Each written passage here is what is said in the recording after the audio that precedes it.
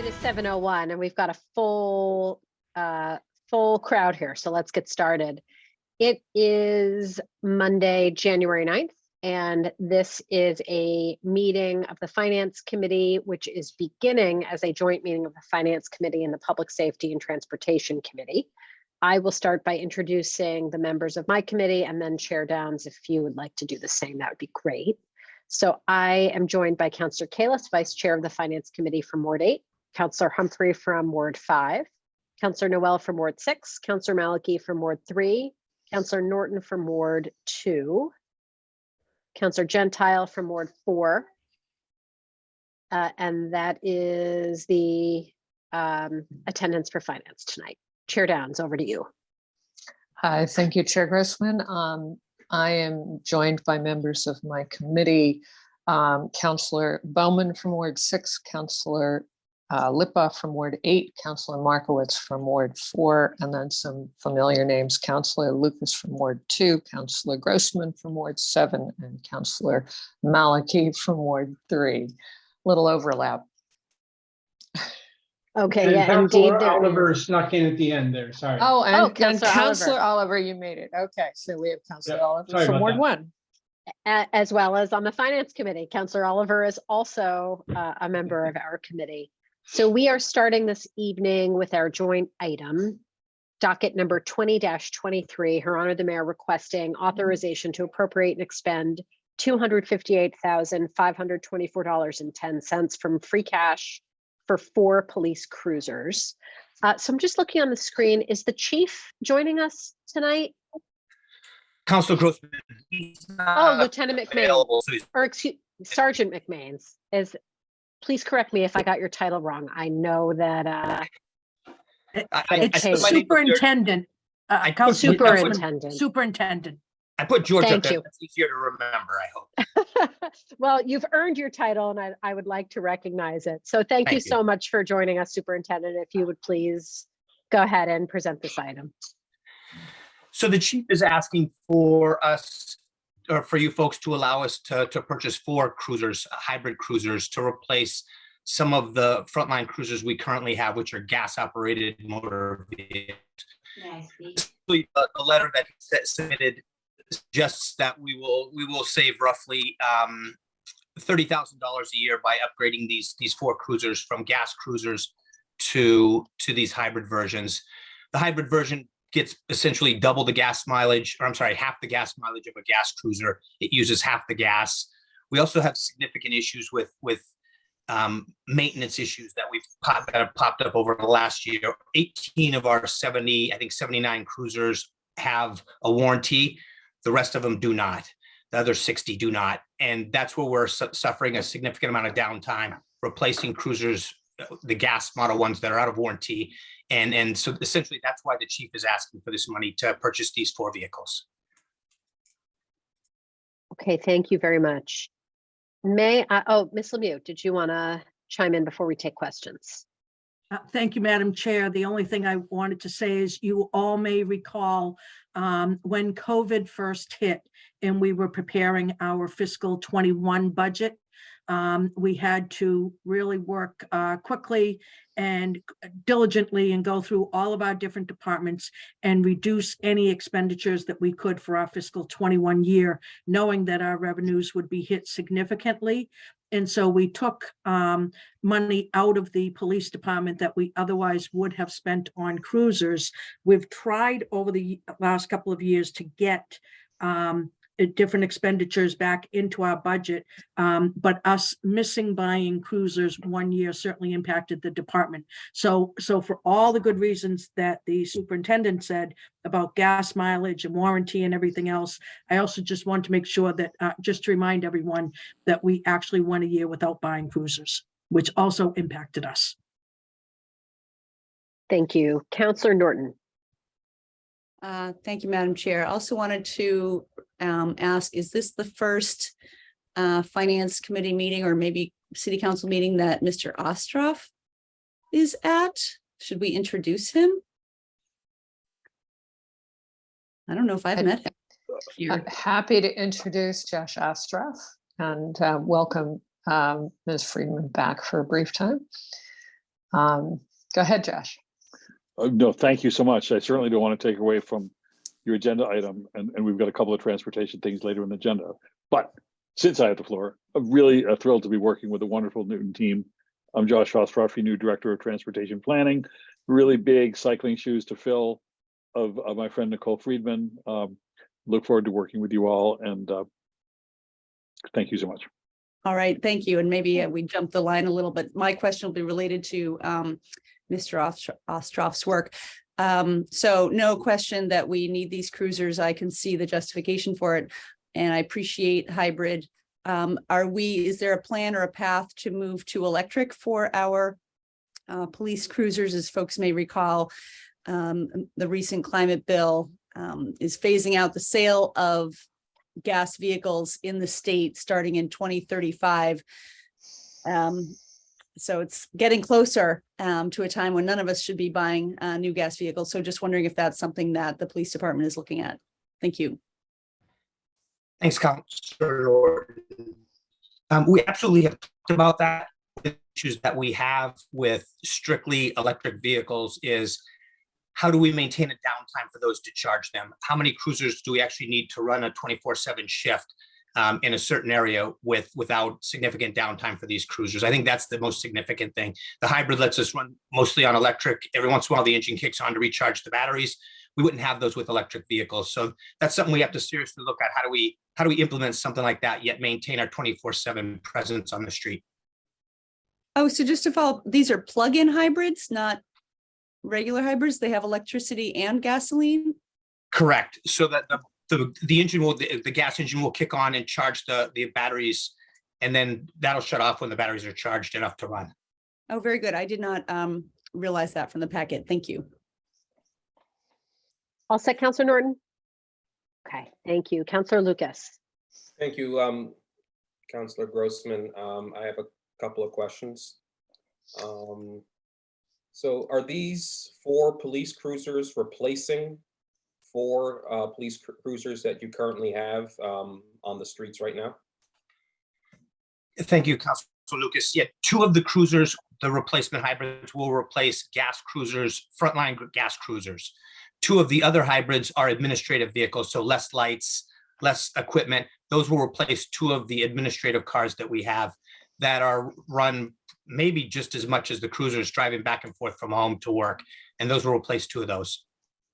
Okay, and what are you doing, or what is the department doing, I should say, with the 4 police cruisers that are going offline? They're not strictly going offline, sir. They're going to be evaluated. We'll see what the condition of them are.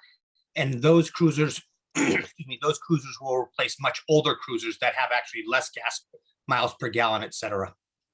So are you looking to sell anything, or are you just going to keep them all? No, that's typically what we do. We'll hand those down to other cruisers, again, that are older, less efficient, and we will auction off the other ones. Auction. Okay. All right. Thank you. And I was reading the packet, and it says that 18 out of the 76 vehicles are covered underneath a manufacturer warranty. That leaves 58 not covered, or maybe now 54. What is the plan to, I guess, replace the 54 or 58 police cruisers that are not under warranty? So a significant amount of those not under warranty are the Fusion cruisers, so the sedans. We are working on a plan to replace those. Again, the frontline cruisers are the most important.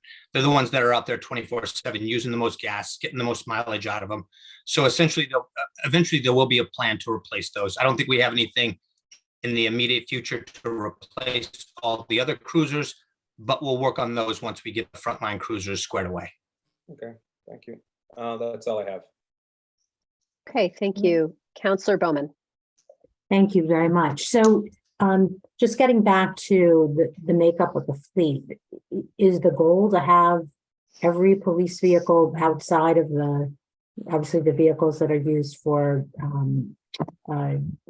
parking enforcement to be a mid to larger size SUV? Is there any opportunity to have a smaller vehicle? I mean, I get that nobody's really developed a full electric vehicle that's quickly charged, that might meet those other needs. But so when you talked about having an administrative vehicle that drives from home to work and then drives around the city, and then back again, is it really, is it going more than 300 miles? Could it be handled by a full EV? I think eventually, I think that will happen for sure. Right now, for instance, I have a take-home cruiser. I have stuff in my cruiser, equipment and gear that I couldn't fit into a smaller SUV. That's kind of one of the troubles we have. However, for instance, the detective cars, they're mostly Fusions. This community services cars, which are mostly Fusion, eventually those will go to electric. I think that's our goal, is to get them down to electric. One of the issues that we have is installing chargers. And I don't know here if everybody knows, we're doing a feasibility needs study to see what we can do with the police department. And that will be some of the discussion, how we get charging stations at the police station, or how do we efficiently maintain our motor vehicle charging capacity with what we have right now. But that's something we definitely want to plan on doing. Yeah, I guess, I would like the police department to continue to consider that. I mean, there are lots of good EV vehicles that are, have lots of good storage. I can get almost as much in my Kona as my husband can get in his Tiguan. So there's a lot of opportunity there, especially if, what's primarily being used is just, back and forth and around the city, get 300 plus miles. So I think there's an opportunity there. Can you tell me a little bit about why the gas mileage, even though this is why the gas mileage, even with the hybrid, is so much lower? Is it what's running in the vehicle? Is it the operation of the vehicle? I guess I would like to understand why even the gas mileage expected for the hybrid is like 12 miles a gallon. Certainly. So when our cruisers are running, again, they're 24/7. We looked at 491. That's the Newton Corner section of the car. That's one of the cars we looked at with these stats. And these cars do run essentially 24/7, except for when we go get gas, perhaps, or when they come back to the station for an hour to do a booking or something like that. Other than that, they're running 24/7. These cruisers run when they go to directed patrols. They sit there and idle while we are, again, if it's a crosswalk violation or a speeding area, we have to maintain that engine to keep the computer running, to keep our lights functioning, all that stuff. So I don't know that we've had many problems with the hybrids. I'm not familiar with that, but I know in the past we have had problems with our gas and our batteries in the gas vehicles of us operating electronic equipment with the cruiser off, the engine not running, and it sucks down the battery. So Yeah. it's something we're working on. Captain Spalding and Support Services is working on a study to get that stuff all hammered down and decide how best to make that happen. Yeah, because I would look forward to us eventually owning police vehicles that would enable us to have them not run. I get complaints about that all the time. And a detail was done on somebody's, and there's a cruiser out there for 5 hours running in front of somebody's house. They just didn't understand why it needed to be running. And it was running even without the lights on. So they just would like the better understanding of that. And I think,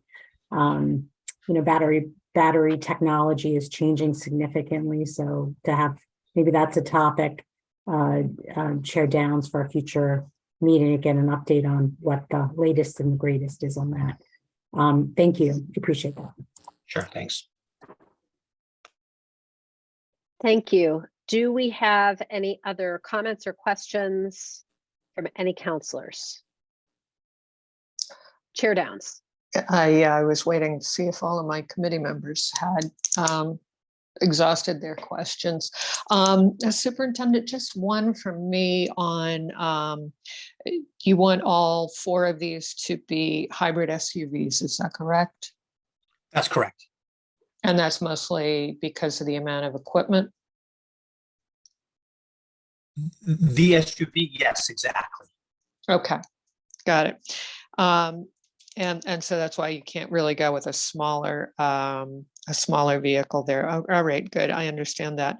And I'm happy to see that you've got some savings in gas anticipated. Let's hope we can make it more than that.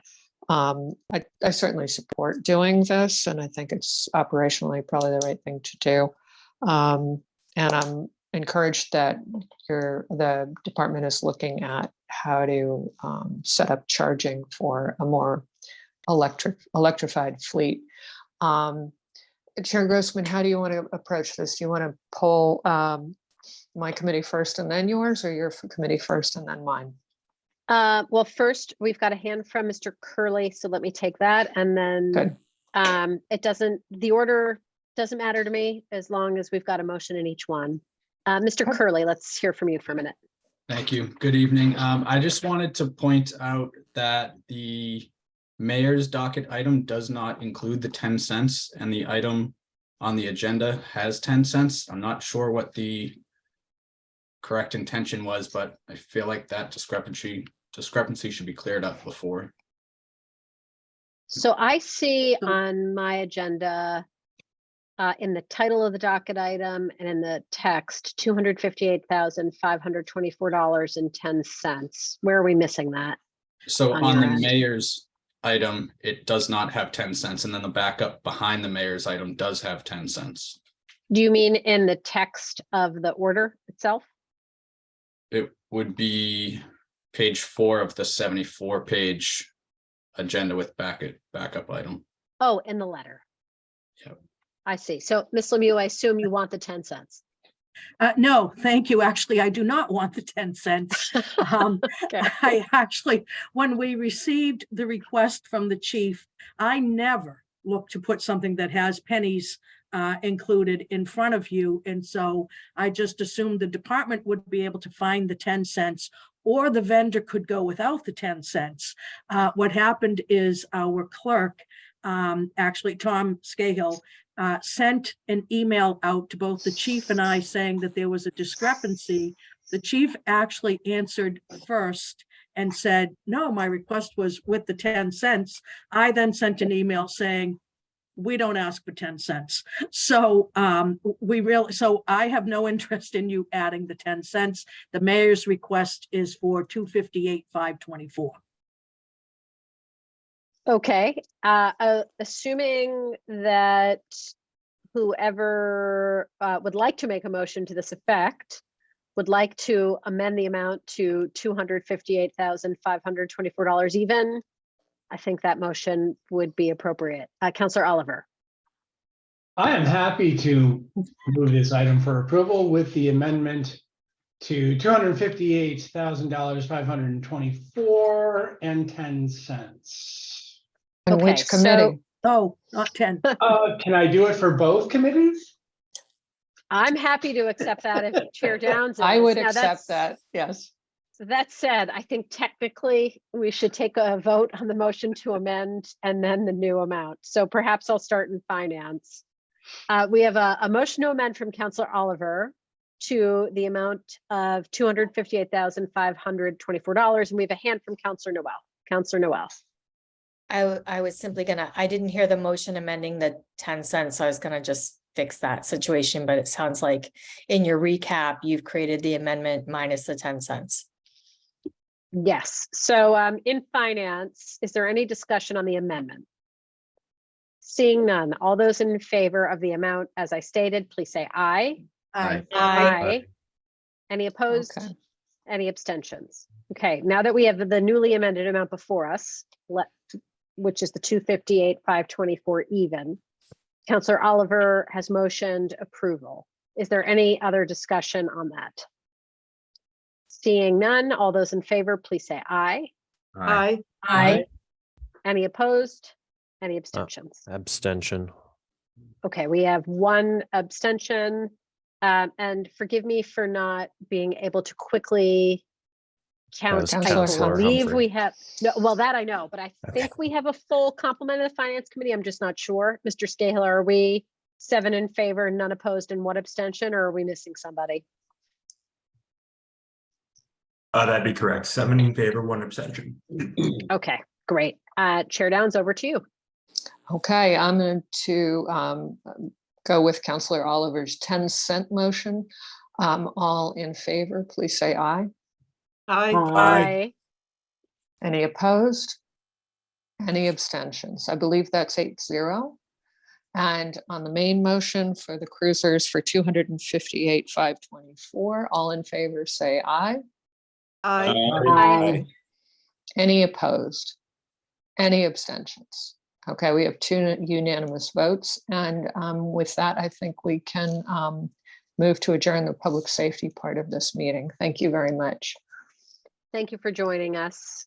Have a good Our night. And of pleasure. course, any of you who would like are welcome to hang around, but no need to. And Superintendent, thank you very much for joining us for this item tonight. Yeah, thank you all for your time. Appreciate it. Have a good evening. Have a You good too. night.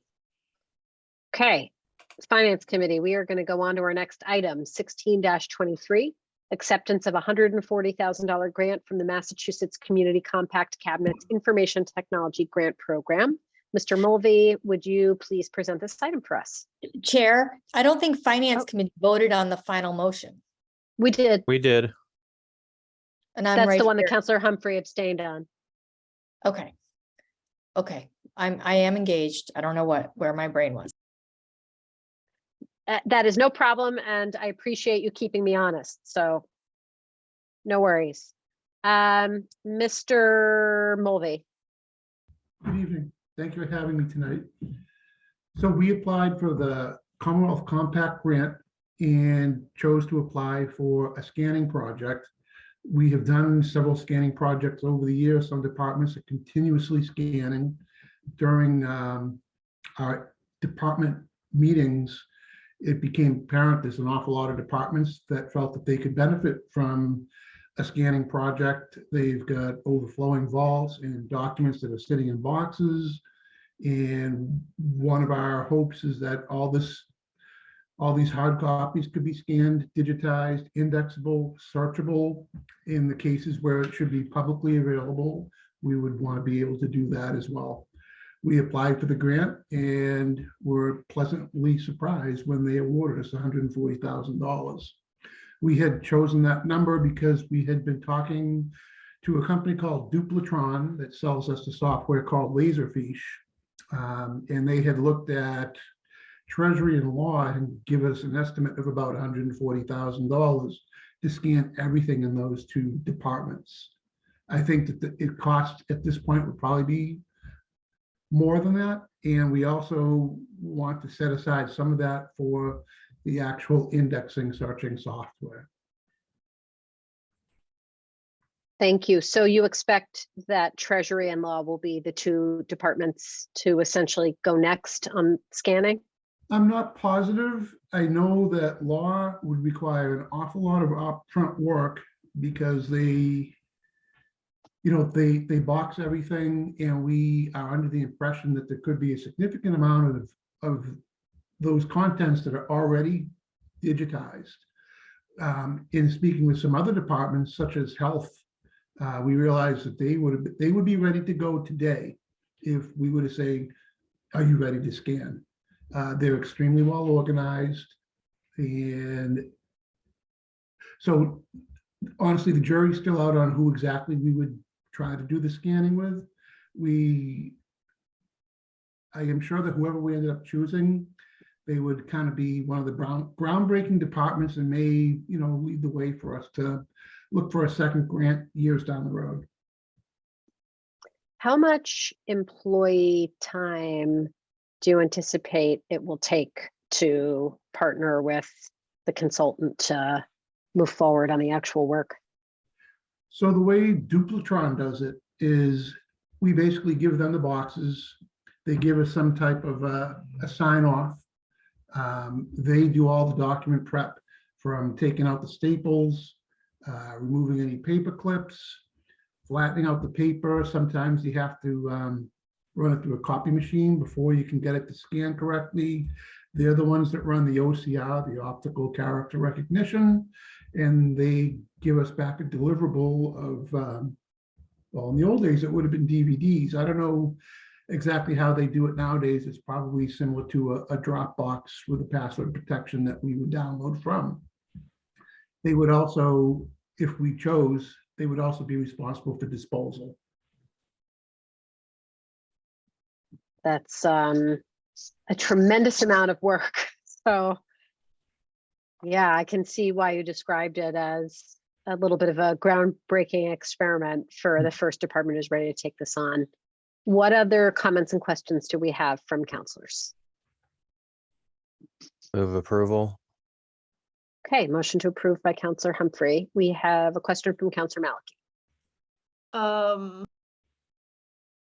Oh, Counselor Malachy, you just muted yourself. So I was just wondering, what type of documents would the public then be able to access from each department? And are some of the law departments documents confidential? I would say that most of the law is probably confidential. I believe that the type of documents the health department is looking at are not. They're definitely discoverable. As far as some of the other departments, they may have some historic value as well. Treasury has some very old vaults. We would really love to see that digitized before they're impossible to read.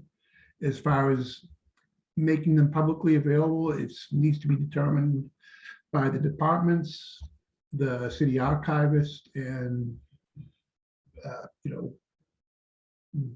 what is determined to be the most appropriate things to share. Yeah, I'm just wondering, did people compare the sort of utility to city employees of being able to access these documents digitally versus what could benefit the public being able to access? For me, it just felt like there's the opportunity for an efficiency in searching and finding these documents. It seemed when we were talking to a couple of different companies about indexing software, we originally were just concerned with making it available on the inside, easily findable, discoverable, searchable. And then we realized that the same types of software can be put on the outside so that people coming in would be able to find information. So we really wanted to make it as transparent as possible. And the OCR aspect, that scans everything and converts it into a PDF into a searchable thing by Word. So can this be applied to all the docket items that we're trying to be able to look things up in easier? It could, except all of our docket items for the past 10 or 15 years are already digital. The challenge might be sometimes when the clerk has to scan in a bunch of correspondence, but for the most part, it is searchable. And are things like constituent letters, about docket items? Are they part of the searchable record? From a legal perspective, I can't answer that. From a technical perspective, I can say that depending on how these letters are received and how they're moved into the system, whether they're just scanned as if they were an image on a copier scanner or actually brought in and OCR'd, which is, extra work, that determines whether they're going to be searchable right out of the gate. Okay, all right, thank you. Thank you. So we have a motion from Counselor Humphrey. Do we have other discussion on this? Okay, seeing none, all those in favor, please say aye. Aye. Aye. Any opposed? Any abstentions? Okay, we have unanimous approval. Thank you very much, Mr. Mulvey. Have a good evening. Thank you, too. Okay, the next item, number 14-23, acceptance of a $35,000 grant from the Executive Office of Public Safety and the Department of Fire Services. Chief Gentile, I saw you on here earlier. Thank you very much for joining us. And if you could please introduce this item. Thank you, Counselor. We are looking for approval to accept a $35,000 Department of Fire Department of Fire Services grant. We have selected this grant money to be used to replace mobile radios inside the apparatus that is becoming outdated. The couple reasons that we've chosen these radios are really gonna, new radios are really gonna work well with our continued communication project, this simulcast project, which we have started and begun. These mobile radios that we're going to replace are also, the manufacturer is no longer supporting them. So we thought this was a good opportunity to grab this grant money and use it to replace some of these mobile radios. We believe we can get 8 mobile radios replaced with this money, although prices go up all the time. So we're still working on exact numbers for how many we can replace. Thank you. Do we have comments or questions from members of the committee? This is obviously pretty straightforward. Councilor Oliver. Great, thank you, Madam Chair. Just real quick, when you say mobile, do you mean installed in a vehicle or literally handheld, wear it on your belt kind of mobile?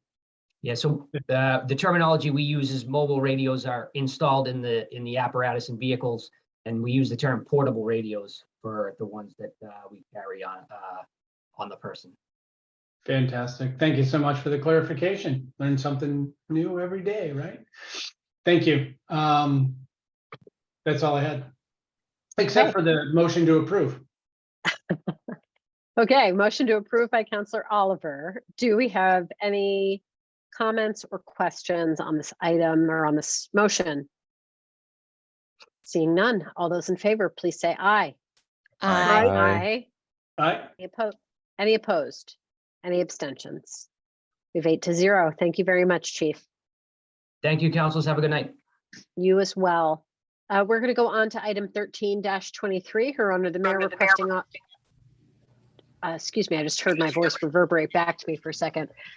Requesting authorization to transfer the sum of $30,000 from Health and Human Services, Youth Services personnel, and other stipends to the account number as specified in the docket item. I don't think I need to read that out. Ms. Walsh, thank you very much for joining us. And if you wouldn't mind introducing this item, please. Hi, good evening. This is a $30,000 item that relates to a program that we've been doing for a long time, a youth summer internship program for our most at-risk teens from all 3 of our high schools, Central, North, and South. Up until this past summer, we paid the kids a stipend. We have fairly new, this is her second summer with us now, our Youth Services Director, Meg Murtaugh, who had an experience of working with mass hires so that the children, the kids, the youth actually make minimum wage because they were woefully underpaid with our little stipend. So she and we entered into a contract with Mass Hires this summer. It was fantastic. 20 students were chosen from the 3 high schools. They were paid minimum wage. So in essence, made a lot more than what the stipend amount was that we were able to pay them. As Mass Hires also would match the funds because they're state funds. So it was a win-win. So in order to continue to work with Mass Hires, it needed to be in a different line item because it's a contracted service and the contractor is Mass Hires. What an excellent effort and result. So thank you very much. Ms. Lemieux?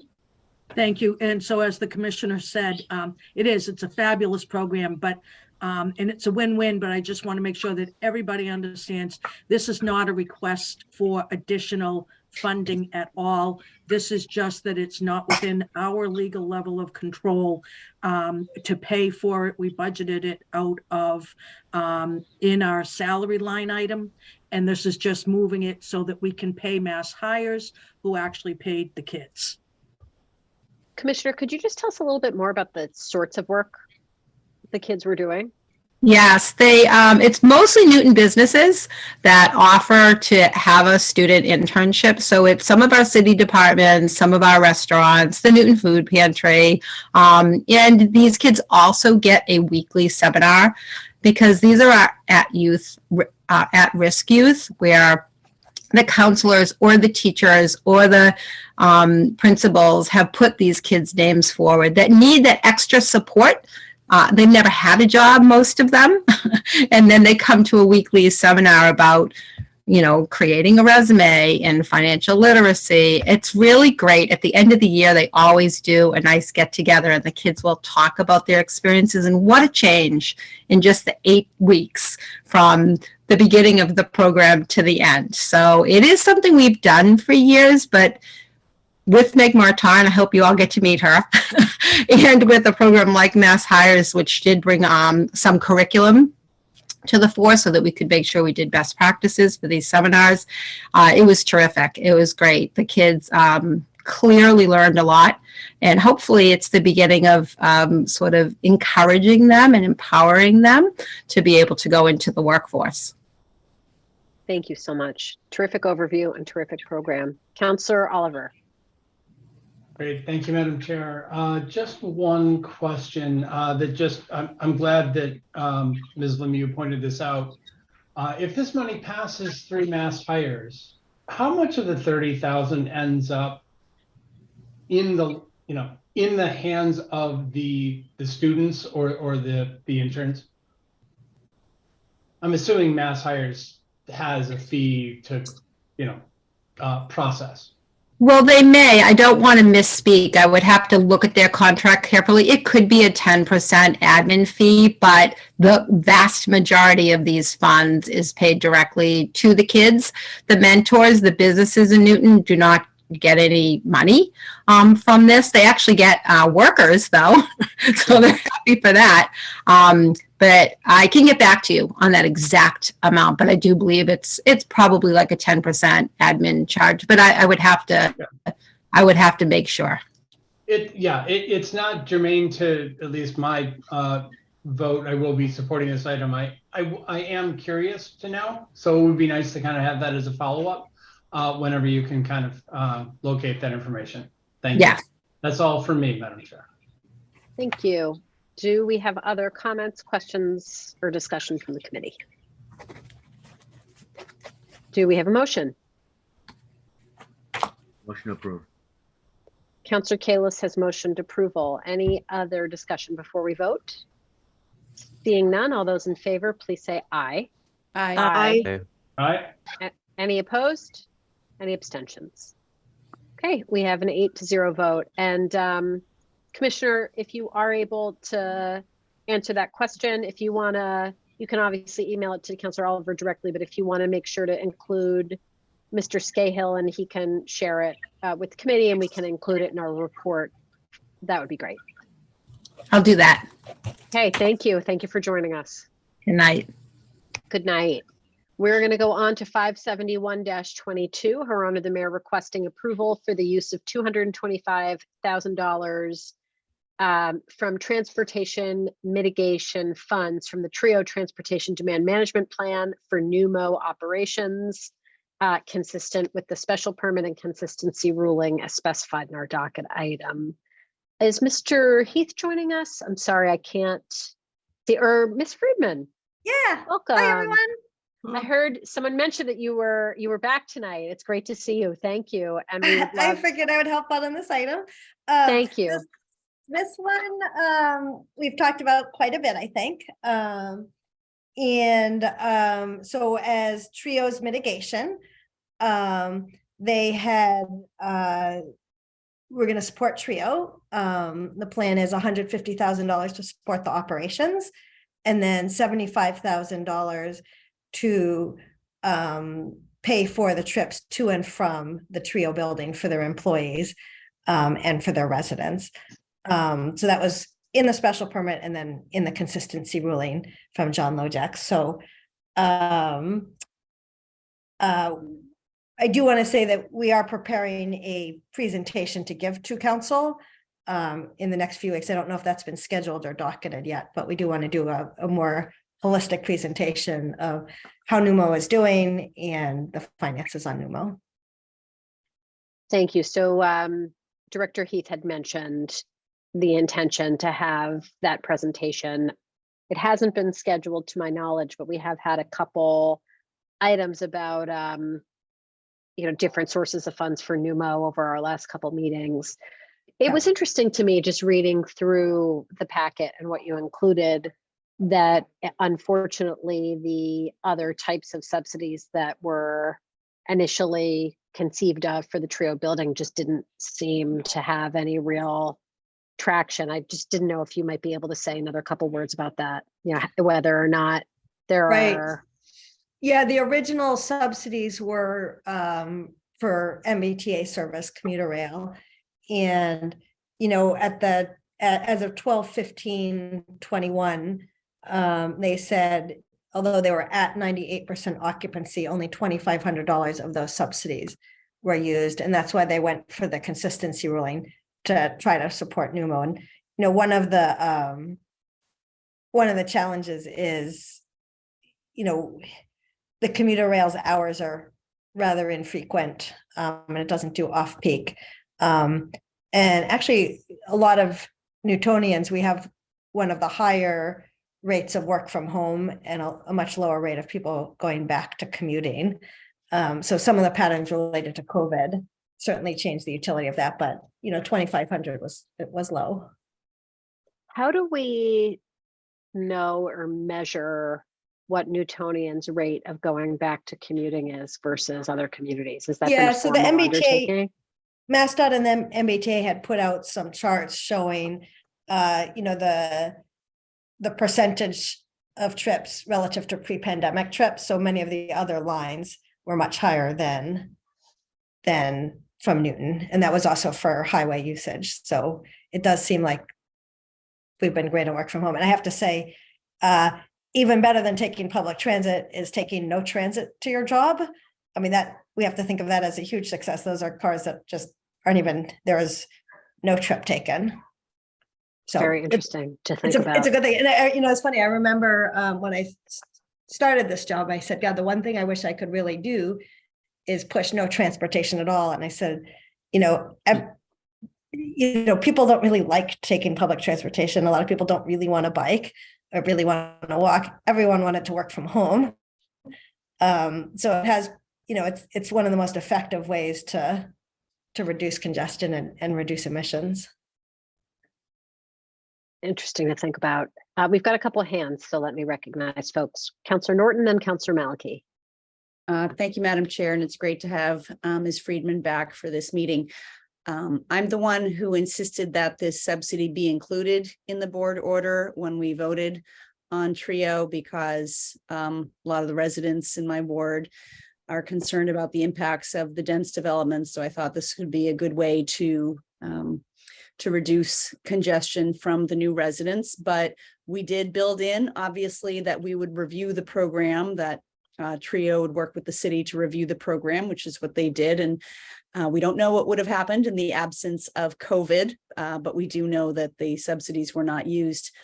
And so I appreciate the retooling of the funds for Numo, for biking, in a way that will still give people an incentive to not own their own cars. So I fully support this redirection of the funds.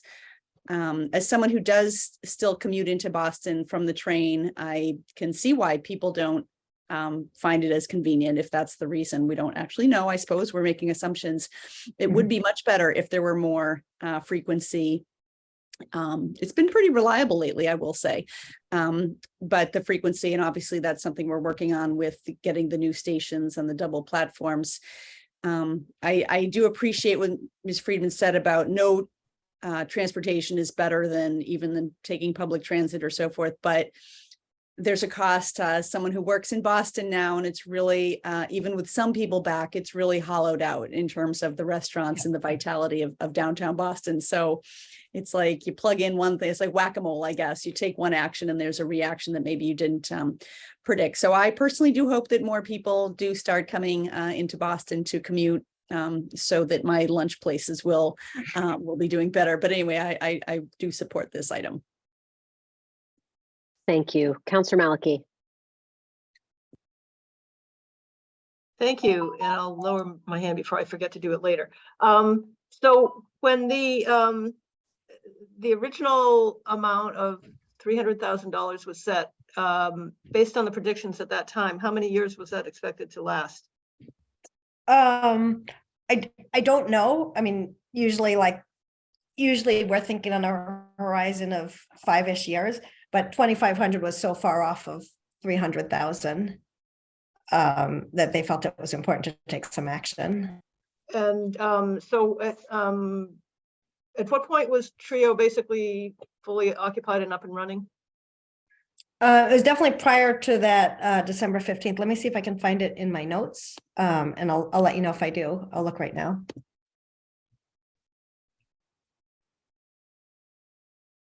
Or when did our occupancy start? Because they were still building it during what I'm getting at is they were actually, I remember now, they were still building it during the pandemic because there were issues about the workers wearing masks and stuff. The last building was delivered on October 2020, so 14 months prior to our looking at the subsidy rate of $2,500.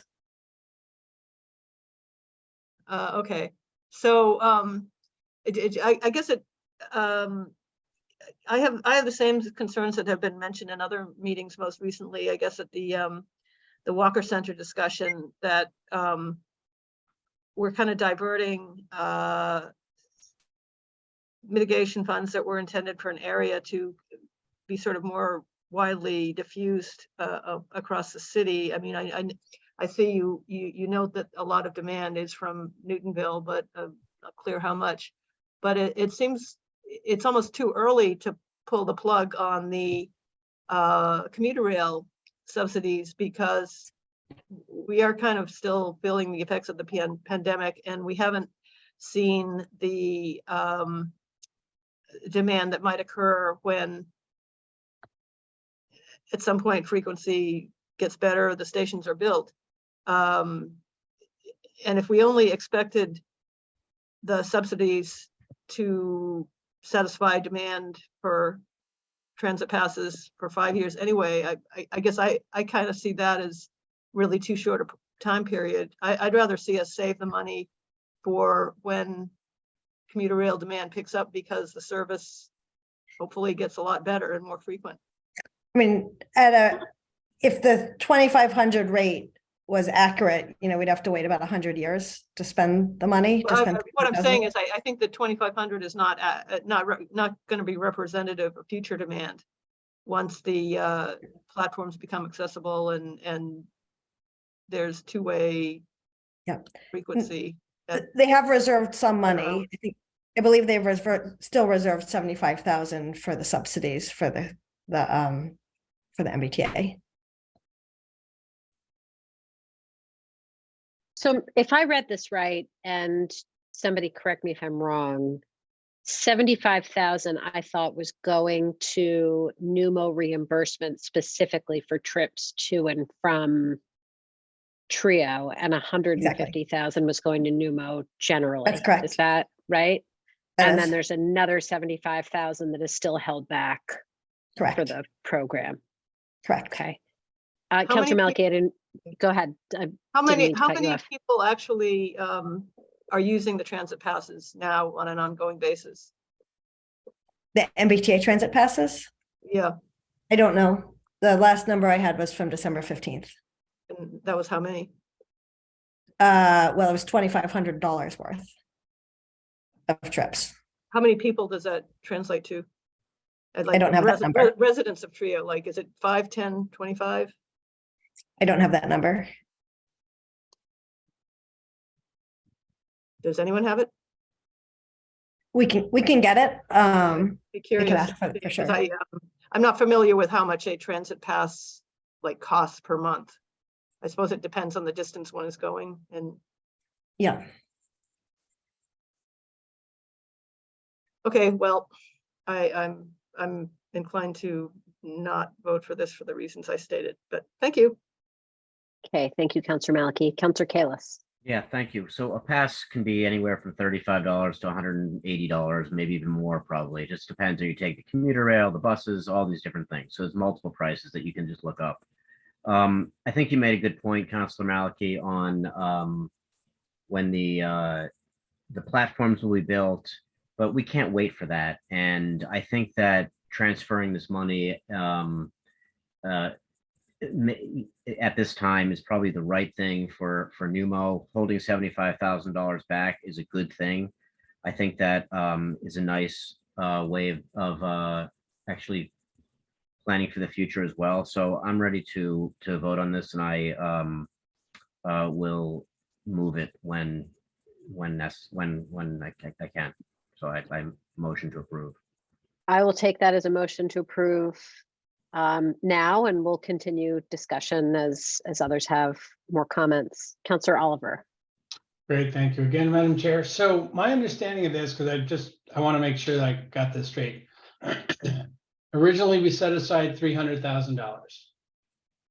Correct me at any point if I mess this up. We're leaving $75,000 of that in place. Right? For the current residents to use on an ongoing basis. $75,000 of it is going to be used for employees of TRIO, kind of as well. And then there's $150,000 that'll be split between Numo and Bike Share. So if I have those items correct, do we know how the 150 splits out? Probably much more towards Numo than to Bike Share. Probably much more like 150, 100 and then 50 or ish. Yeah, much more, probably 2/3 to 1/3, maybe even more than 2/3, maybe 3/4. Okay. So a 2/3, so it's 100 and then 50 ish. Correct. Okay, I appreciate it. Thanks. Thank you. Ms. Friedman, could you just say another sentence or two about what the rationale is for the particular breakdown and, why, whether it's 2/3 or 3/4, why that particular split? So we're waiting to sign our contract with Blue Bikes. We were on a contract previously. That was a pilot contract. They're delayed in getting us a new contract. So as they delay, our expenses for this year go down because we're not paying them for time when we don't have a contract. So the longer we don't pay, the more money we would shift towards Numo from Bike Share. Okay, thank you. Councillor Norton, I saw you had your hand up briefly. Did you want to comment further? I was trying to decide if I wanted to wrest it away from Councillor Kalis, since it was my item, my board, my everything, but apparently he's really, really set on it. So I just decided not to say anything. I will do it in conjunction with Councillor Norton. Oh, that would be so beautiful in the spirit of the new year. Yeah. A shared motion to approve. Lovely thing. Just briefly before we vote, I don't see any other hands. I agree that it makes sense to put this money to work. I wish we were seeing more interest in the reimbursement on the commuter rail passes and program. But I think particularly given how hard we've been working on Numo and trying to really assess the success and viability of that, which thus far seems to be our sort of best shot at transportation mitigation, and a lot of different models that we've tried in different places of the city. It makes sense to me to do this, and maybe as time goes forward, we'll have a different feeling. But for now, I'd rather see this than have the money sitting on the sidelines. Councillor Gentile. Thank you. It's not clear to me. There were a couple of questions that were asked, and I thought they were pretty basic questions that were looking for, how money is being split. And I guess that since Nicole is here answering the questions, these is directed at Nicole. Is the reason why we can't, or you can't say with specificity that X amount is going to Numo and X amount is going to, I guess it was called Bike Share? Because you're still working through some contract issues. And that could affect ultimately how the money is split up. Is that what I am to understand? Yep, I know the maximum price for bike share for the year would be $55,000. It's going to be less than that. So when it was gonna be 55, I was thinking 100,000 and 55,000 or 150. But as we don't have that contract, that number goes down. I would put a little bit more towards Numo. Okay, I think that's makes sense, and that's pretty easy, to understand. And when we say that bike share is getting 55 or whatever it ends up being, exactly how does that money go to work? It would be covering operations. Whose operations? The vendor is Lyft that operates the bike share system, and we pay a monthly fee. And so it will save the city money, because instead of, if we end up using 55,000, that's 55,000 that the city would have had to have spent. And in this case, it's coming out of the Trio mitigation fund. So the city. Without a contract, we're not going to be, until there's a contract signed, we're not paying any operations fee to Lyft. No, I get that, but but let's just say we get a contract signed soon, and eventually over the course of the year, $55,000 goes to Lyft. That's 55,000 that the city would have paid, and so that's where the city is saving some money, because that money is being paid by mitigation funds from the Trio account. Yeah, and to be clear, there has been no discussion of the city paying that money. It was always, well, it was on us to find a funding source other than city funding to pay for that. Or else the riders, the folks that use the services would have had to pay it, or I guess I don't understand. There is no system, there would be no bike share system unless we pay for operations. So the system will go away if we do not pay for operations. Okay. All right, thank you.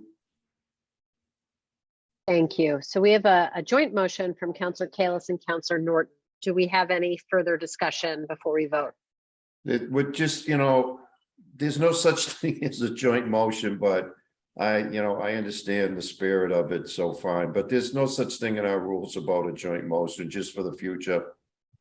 If one of you would like to take it back, that's fine. You don't need to, I just don't want to see us getting into going forward, having joint motions, because it's not in our rules, that's all. Understood. Dave was first. I can let him have this one. Wow, Lenny, you're real buzzkill. Yeah. We're not breaking any rules. Real joy kill, Lenny. Nice work. We'll have joint motions up to yin yang going forward, and we can't do that. So I'm just trying to avoid that. We have a motion to approve with Councillor Kalis on the excellent work that Councillor Norton has done over many years on transportation demand management. I actually like that better. So let's go with that. Yeah. Is there any further discussion on the motion? Okay, seeing none, all those in favor, please say aye. Aye. Aye. Any opposed? Any abstentions? Okay, we're 8-0 on that. Thank you. Ms. Friedman, thanks again for joining us tonight. Hope all You're is well. welcome. Good to Have see a great night, everyone. Correction, I was a no on that. I'm sorry. I'm sorry. I had muted myself and I should not have muted myself. I apologize, Councillor Maliki. I didn't hear you. So we're 7 in favor, 1 opposed, 0 abstentions. Is that accurate? Thank you. Okay, you got it. Thank you very much. Enjoy. And thank you, Good Ms. night, Friedman. everyone. Have a good night. Okay, we are moving on to 18-23, acceptance of $2,027,000 from a MassWorks program grant. And this is for the Petty Square Improvement Project, Oak Street at Chestnut Street. to reimburse the city for final engineering design, engineering services during construction, resident repudiation services, and construction services of the intersection improvements there. I saw Commissioner McGonigal. Are you going to present on this evening? Commissioner? Yes, thank Okay, you, Madam Chair. thank you. Welcome. Yes, the request is for proposed improvements at Petty Square, which were approved by the City Council in August of 2021. We were anticipating receiving the MassWorks grant at that time, but we did not. So the project was on hold until we've just received a portion of the funding now for that, which is what's before you tonight. So the project is estimated at $3,027,000. The grant is for $2,027,000. And the additional million would come from the city ARPA funds to make up the balance of that grant. There was an in-depth public process on this project, as any of our other projects, including public meetings and input from the Upper Falls Area Council, the ward councilors. We worked with Newton Fire Department, the Commission on Disabilities, and our Complete Streets Working Group. I'm happy to take questions. Thank you. I heard a yay from Councillor Humphrey. Do you want to say more, Councillor Humphrey? Yes, this is a very exciting project that we're all very excited about in Ward 5 and specifically Upper Falls. It's going to make this a very nice intersection and really augment the greenway and the outdoor dining and things like that. So everyone's very enthusiastic about that, especially on the Upper Falls Area Council. And we had a lot of meetings about this over the however long this took. Thank you. Do we have comments, questions, discussion on this item?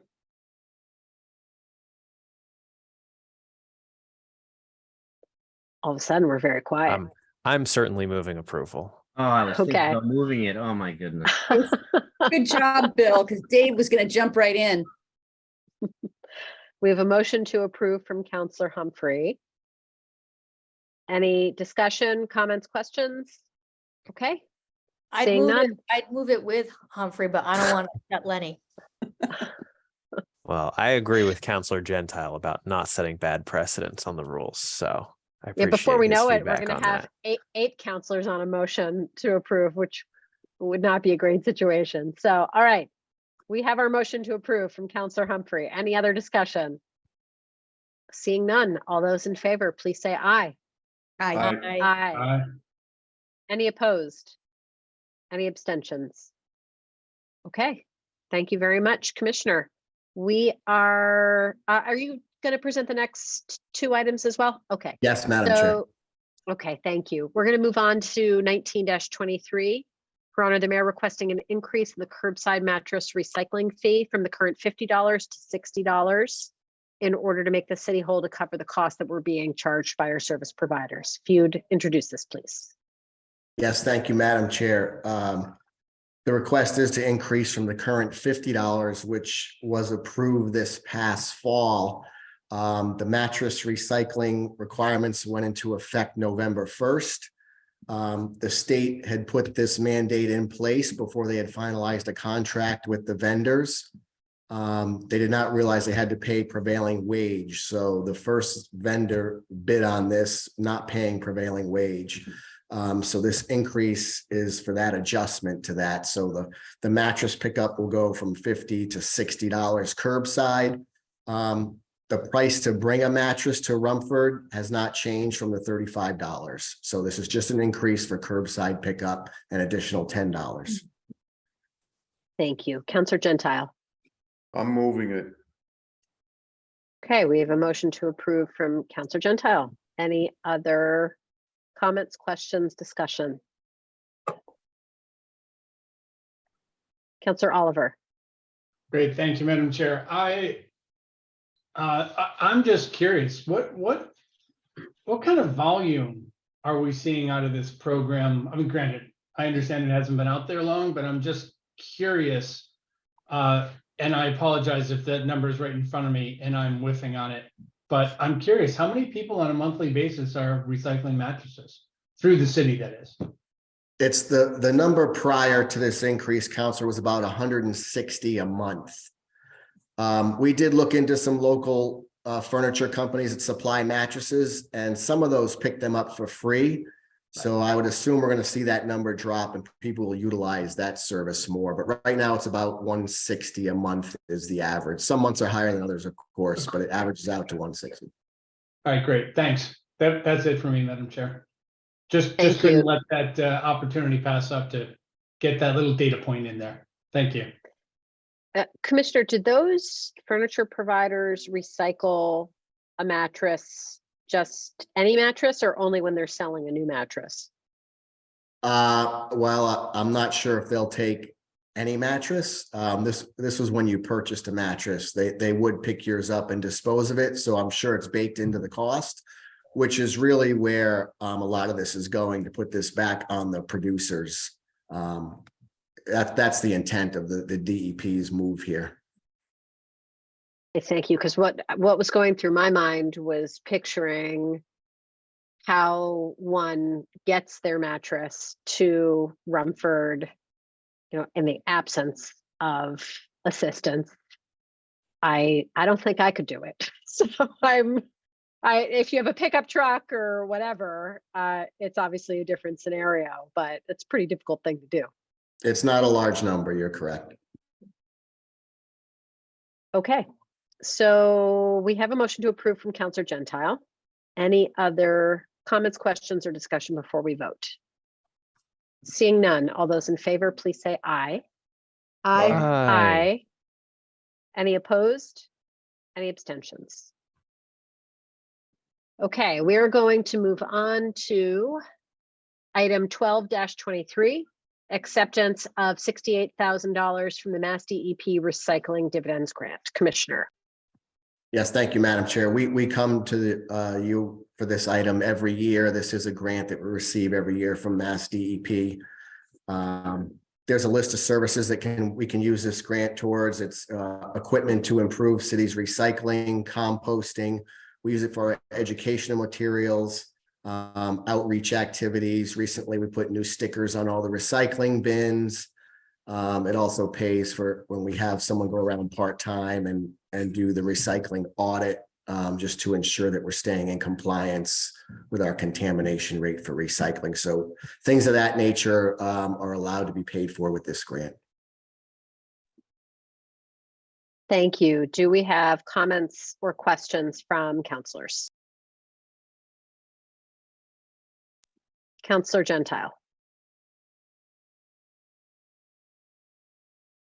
I will move the item. Okay, motion to approve from Counselor Gentile. Other discussion? Okay, seeing none. All those in favor, please say aye. Aye. Aye. Any opposed? Any abstentions? We have 8-0 on that. Commissioner, thank you very much. Appreciate it. Thank you all very much. Happy New Year, everyone. To you as well. Have a good night. We are going on to 17-23, appropriation of $3,240,000 for Newton South High School synthetic turf fields and perimeter track. I'm looking, oh, Commissioner Banks, there you are. Thank you. And if you could introduce this item, please. Thank you. Good evening, Chair Grossman and other counselors. We are excited to be with you here this evening. We know that this topic has been of interest to many people in our community, and not only those who depend on the athletic fields.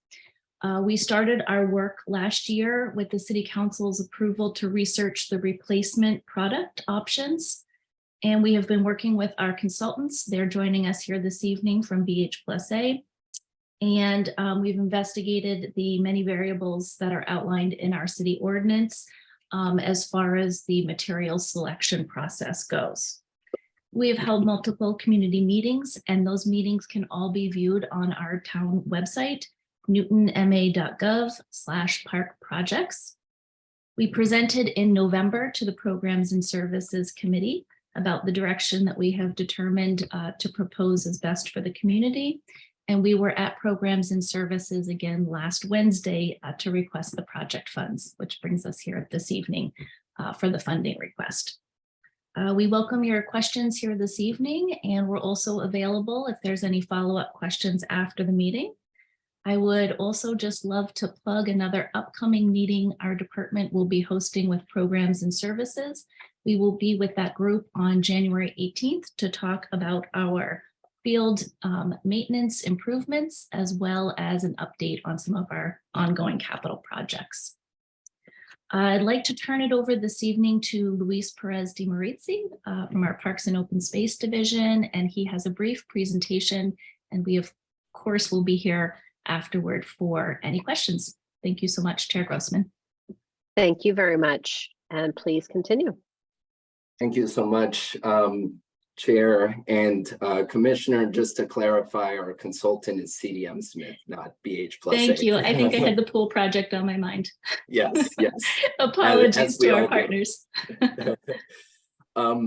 Thank you all for having us tonight. I'll go through this very quickly. As Commissioner Banks stated, we've gone through a bit of this process here.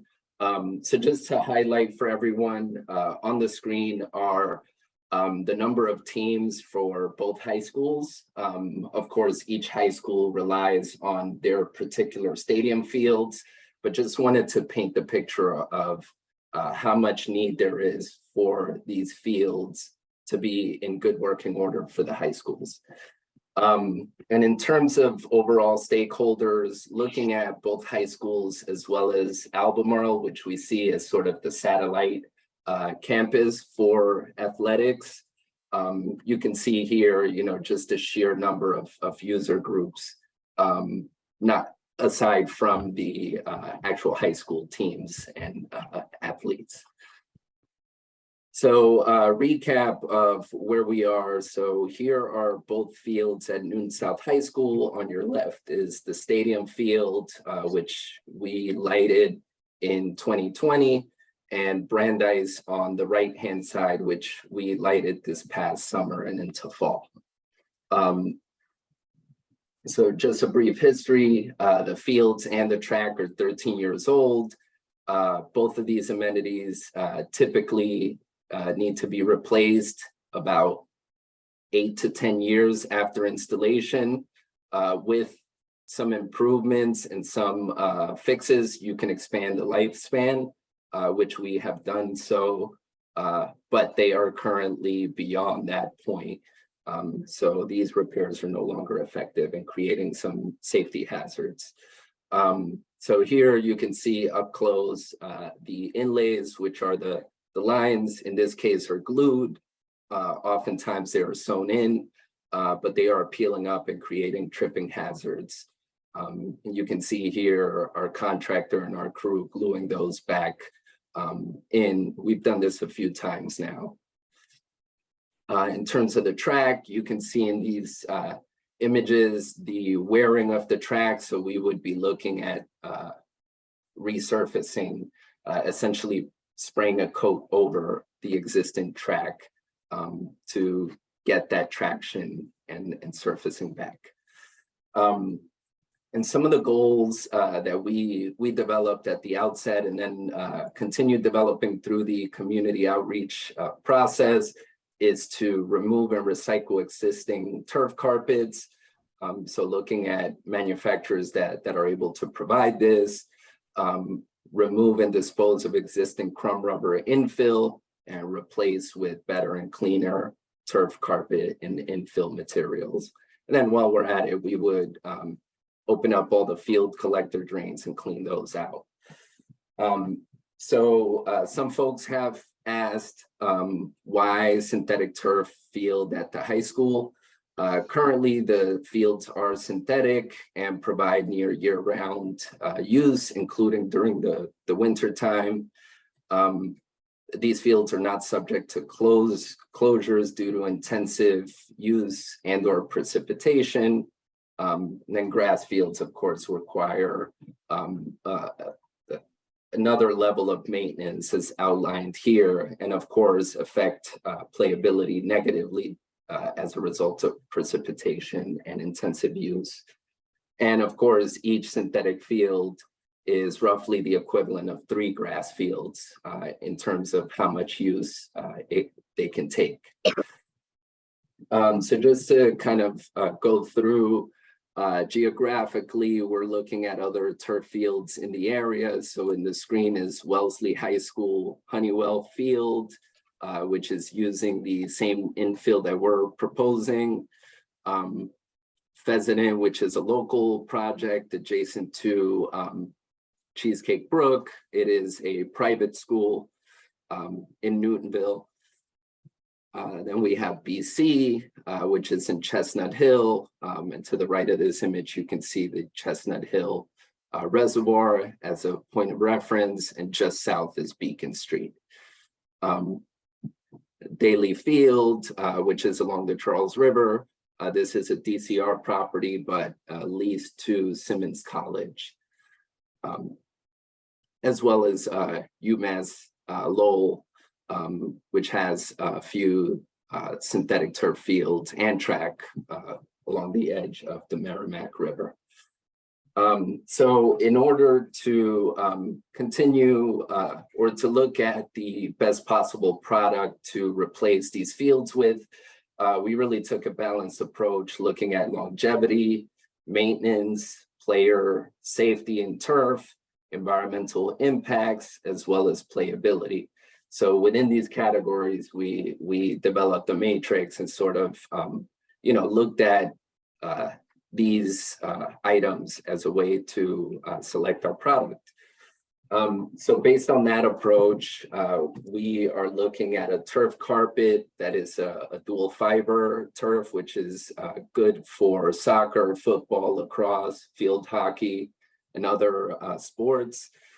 This particular type of fiber reduces fly out of the infill material.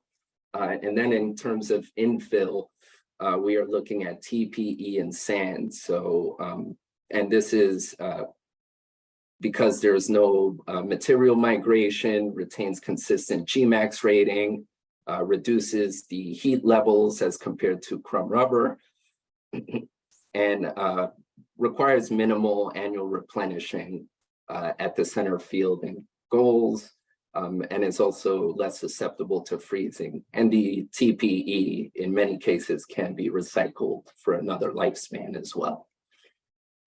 So just to kind of break down the budget request, we're looking at construction and the track resurfacing, $967,000 between the turf materials at Winkler Stadium and Brandeis Road, roughly 1.1 each, and then $40,000 for construction administration. So our consultant CDM Smith can oversee the project, totaling up to $3,240,000 for replacing both fields at South and resurfacing the track.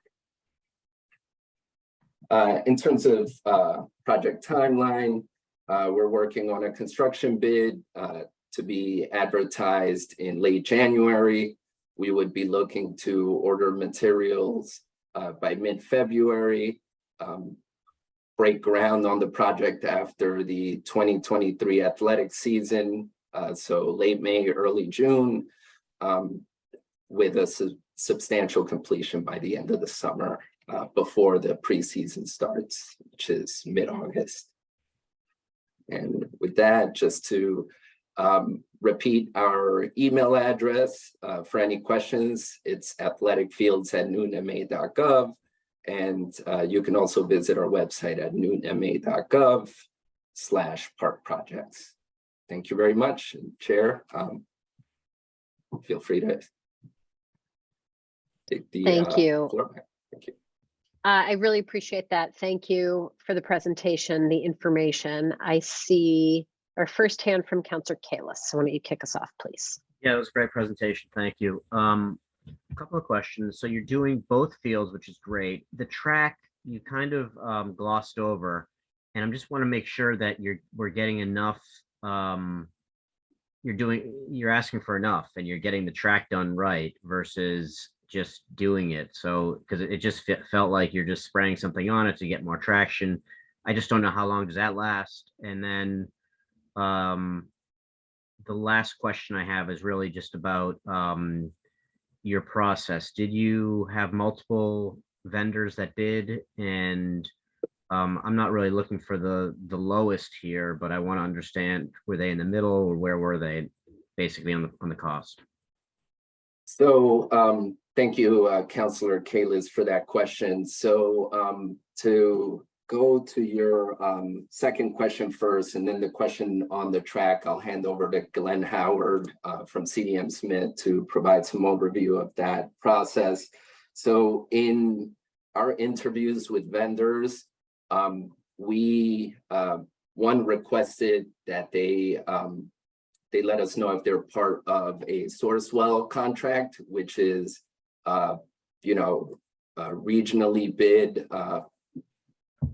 advertised bid for products and services. So we selected manufacturers that were within that in terms of procurement.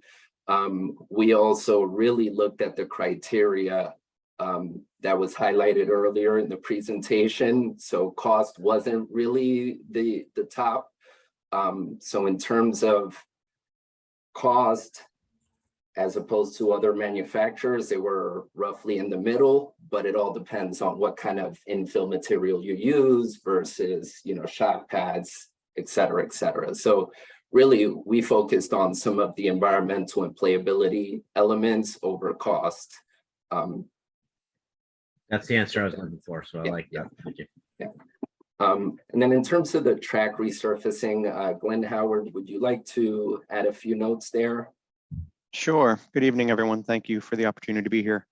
So what you have out there is a polyurethane track. It's actually, it's a really good track system. It's a little higher price. There are a couple other options that we've gone with a lot of our consultants. So you have one of the top of the line tracks with a polyurethane system. We did walk the track with the installer that did that.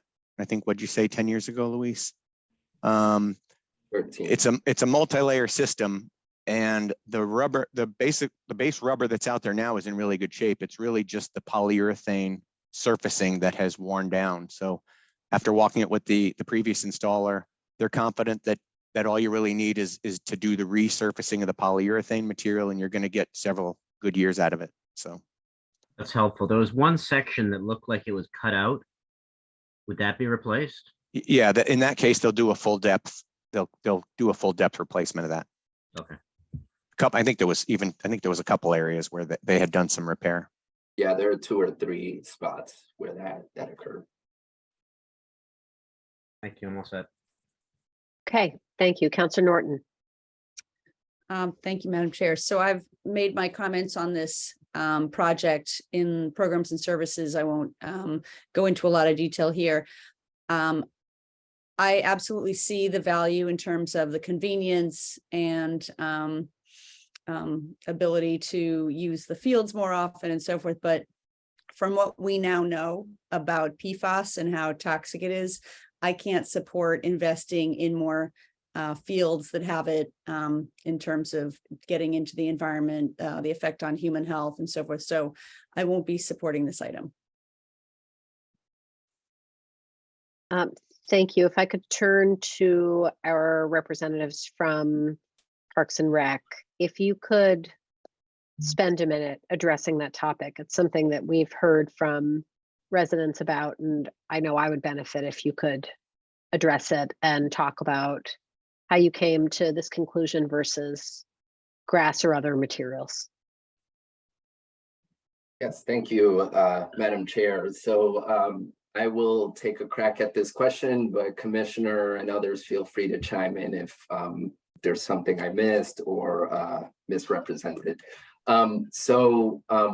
Just to clarify, we are in sort of a tough location regionally within the country, but more so within the state, where we don't have the luxury to, expand into vast lands and have grass fields.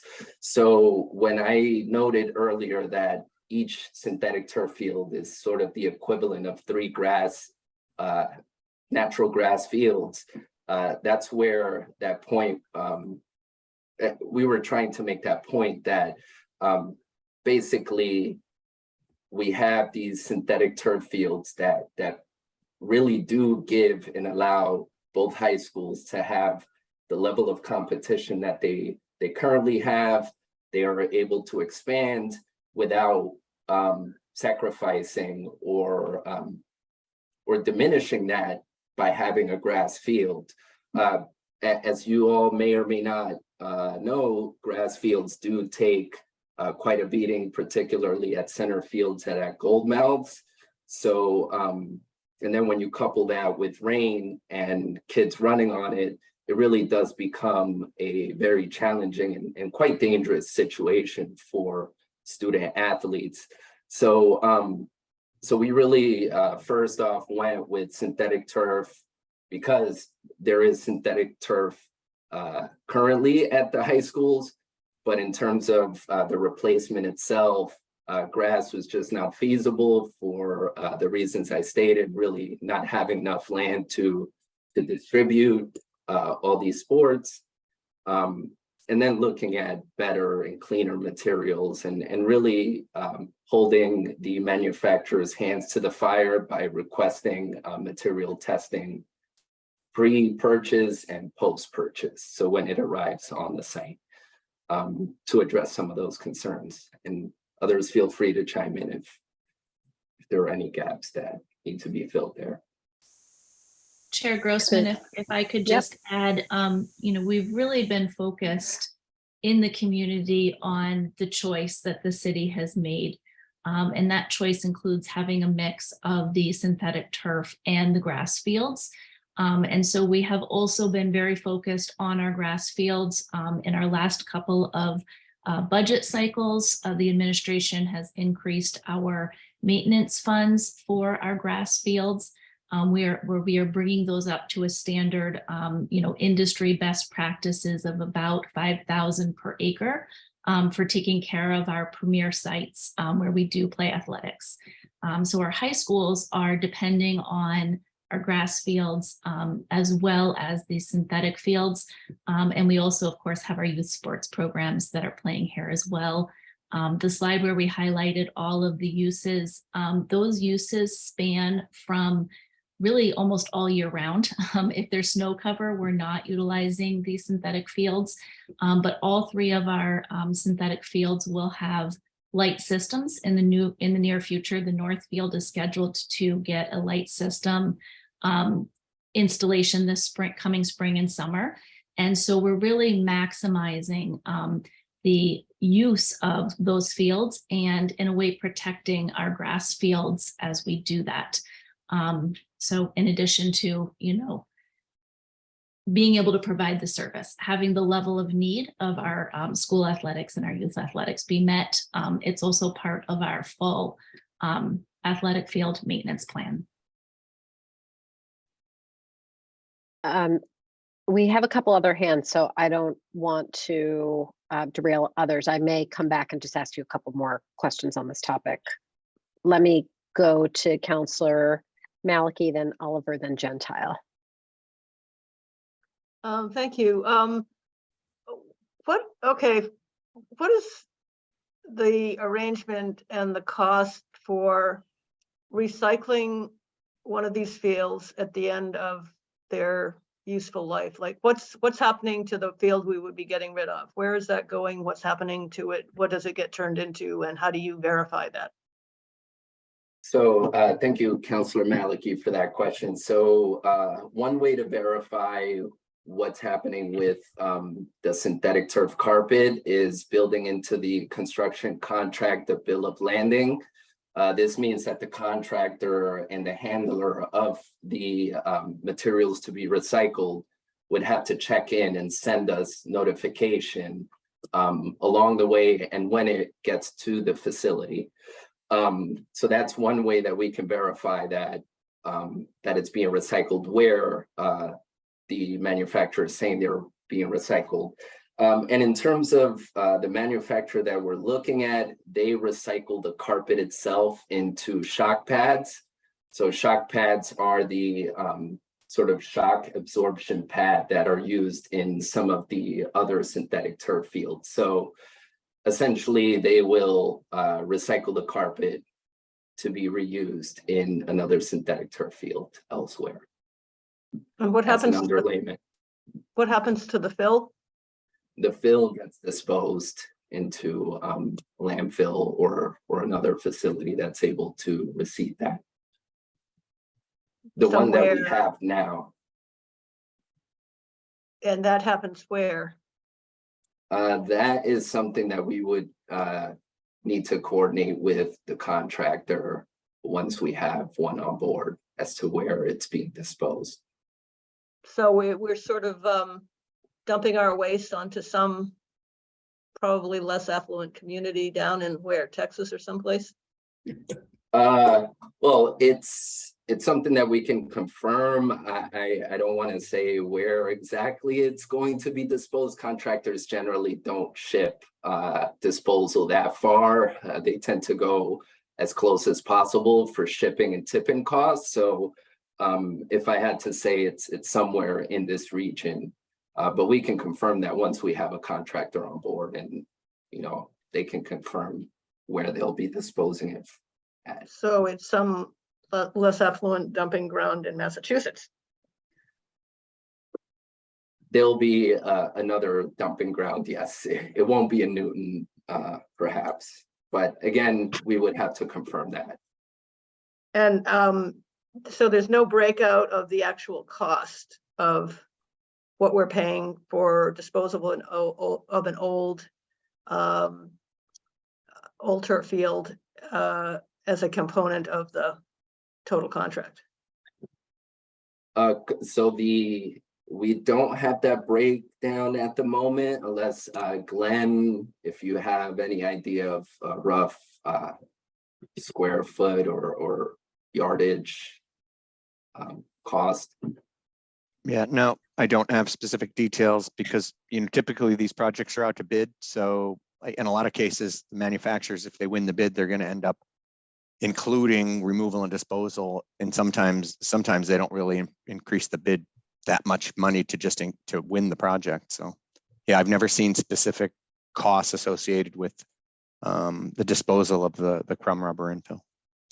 Somewhat analogous to the furniture stores and their mattress pickups, I guess, but on a larger scale. What I'm wondering is if, we buy one more of these and then manage to switch to grass fields at the end of the period, what are we then paying to dispose of the last turf field?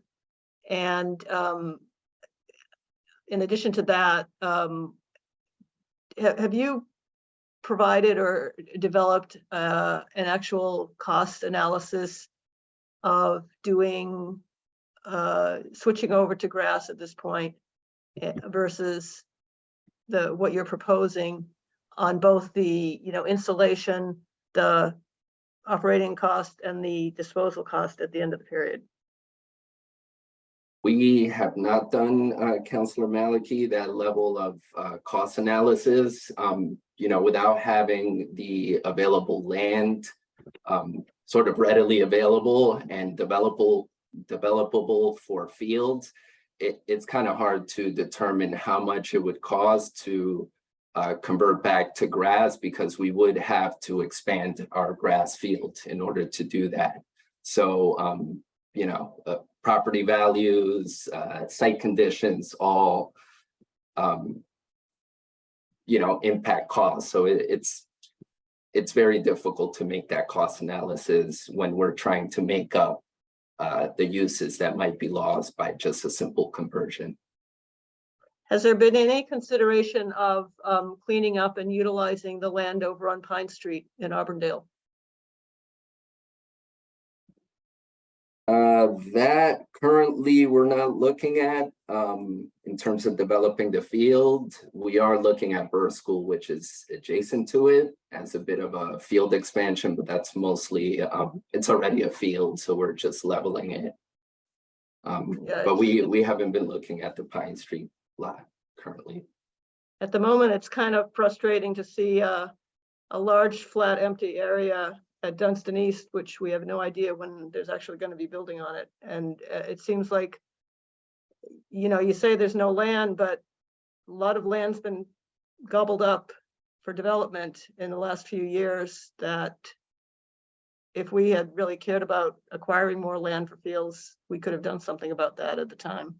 I see a lot more hands, so I will let others go. Thank you.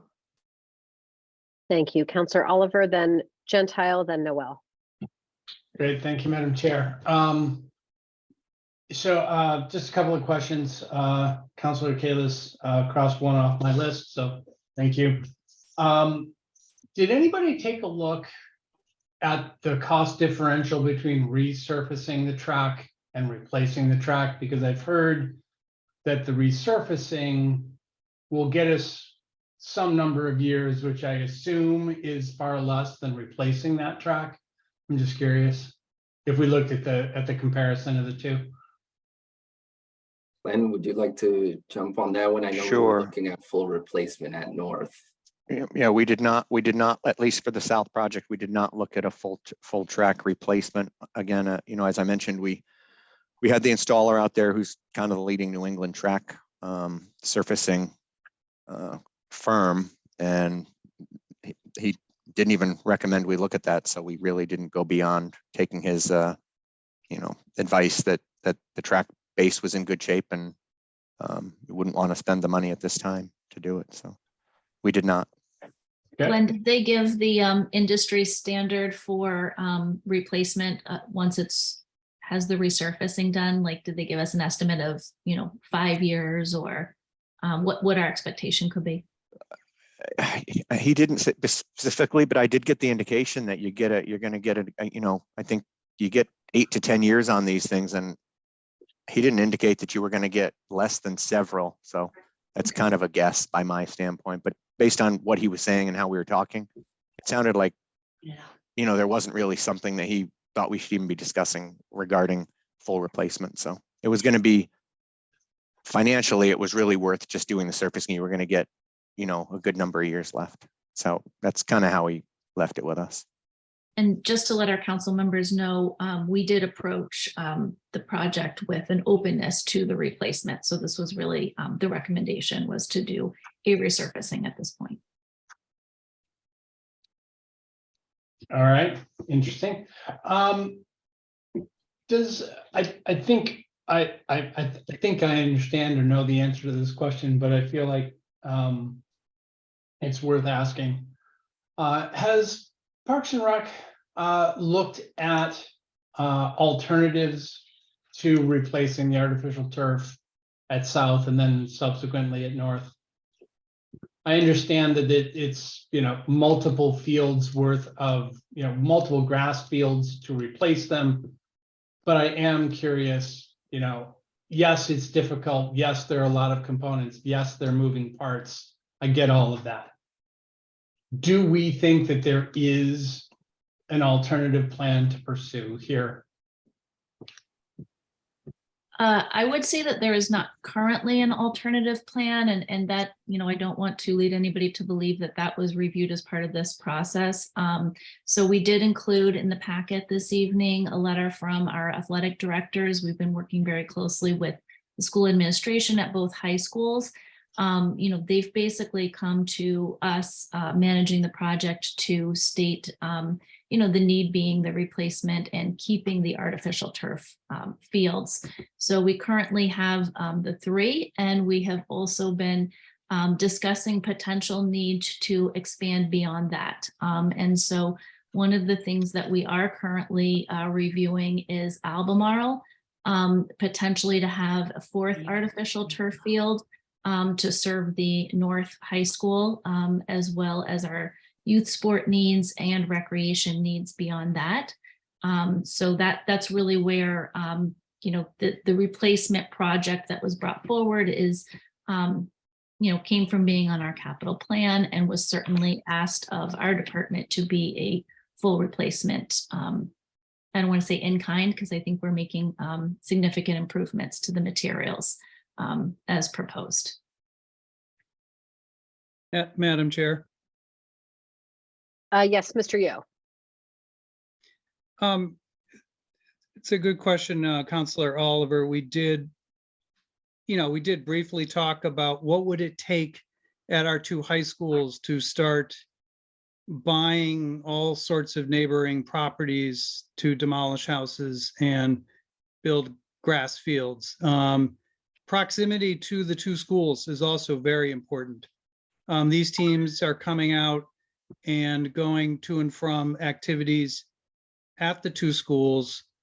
And like all the other high schools in the region that have synthetic turf fields, which is basically everyone, the fields are right there at the school. And to do that at either north or south is just not even practical. I mean, you start looking at the value of house lots and trying to figure out how to accumulate all of them necessary to build quite large fields. It's just not practical, even if you had infinite amounts of money to do that. So, for example, there is this large property, Dudley Road Estates, that's for sale for $24 million, which we are looking at potentially as part of a development project. It's like a steep ledge property. There would be no ability there to put in, a new grass field there. So, we've certainly thought about this, but synthetic turf does make sense. And that is why it's used all across New England, private public schools of various types. And we only have a couple here in Newton, and they are heavily used. They make sense for our school system and for our youth athletics and adult athletics as well. Thank you. Thank you. Counselor Oliver, you still have the floor if you've got further comments and questions. Great, I appreciate that. My last question, I guess, and I applaud the effort here. But I did notice that there was one turn of phrase that I missed in last week's session, but I heard it this time. So I got to shine a little bit of light on this one and provide kudos as well. I really like this term. What does substantial completion mean? Because to me, that means not complete. So I'm really, awesome. But what are we talking about here when we're talking fall of what would that be? Fall of 23? Yeah, correct. Councilor Oliver, great question. This is more of a construction jargon, so my apologies for that. No apologies required whatsoever. Take the compliment. I mean it sincerely, but what are we talking about here?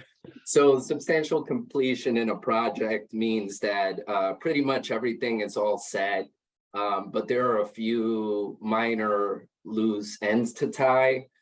So if you can imagine 95 or 98% complete, where the contractor just needs to, close out the project, do some additional cleanup and things like that. That's essentially when we start a punch list, if you will, and we have to make a few minor adjustments. But in terms of a turf field, this would be playable. Okay, but it's a construction. That's where I was going. Field and track both completely usable. Some things, we heard some stories coming out of the World Cup in Qatar just recently. The stadiums from the inside were complete, but maybe not under close scrutiny, and certainly not from the outside looking in. That's great. I appreciate it. That's all my questions, Madam Chair. I'm happy to move the item for approval when appropriate.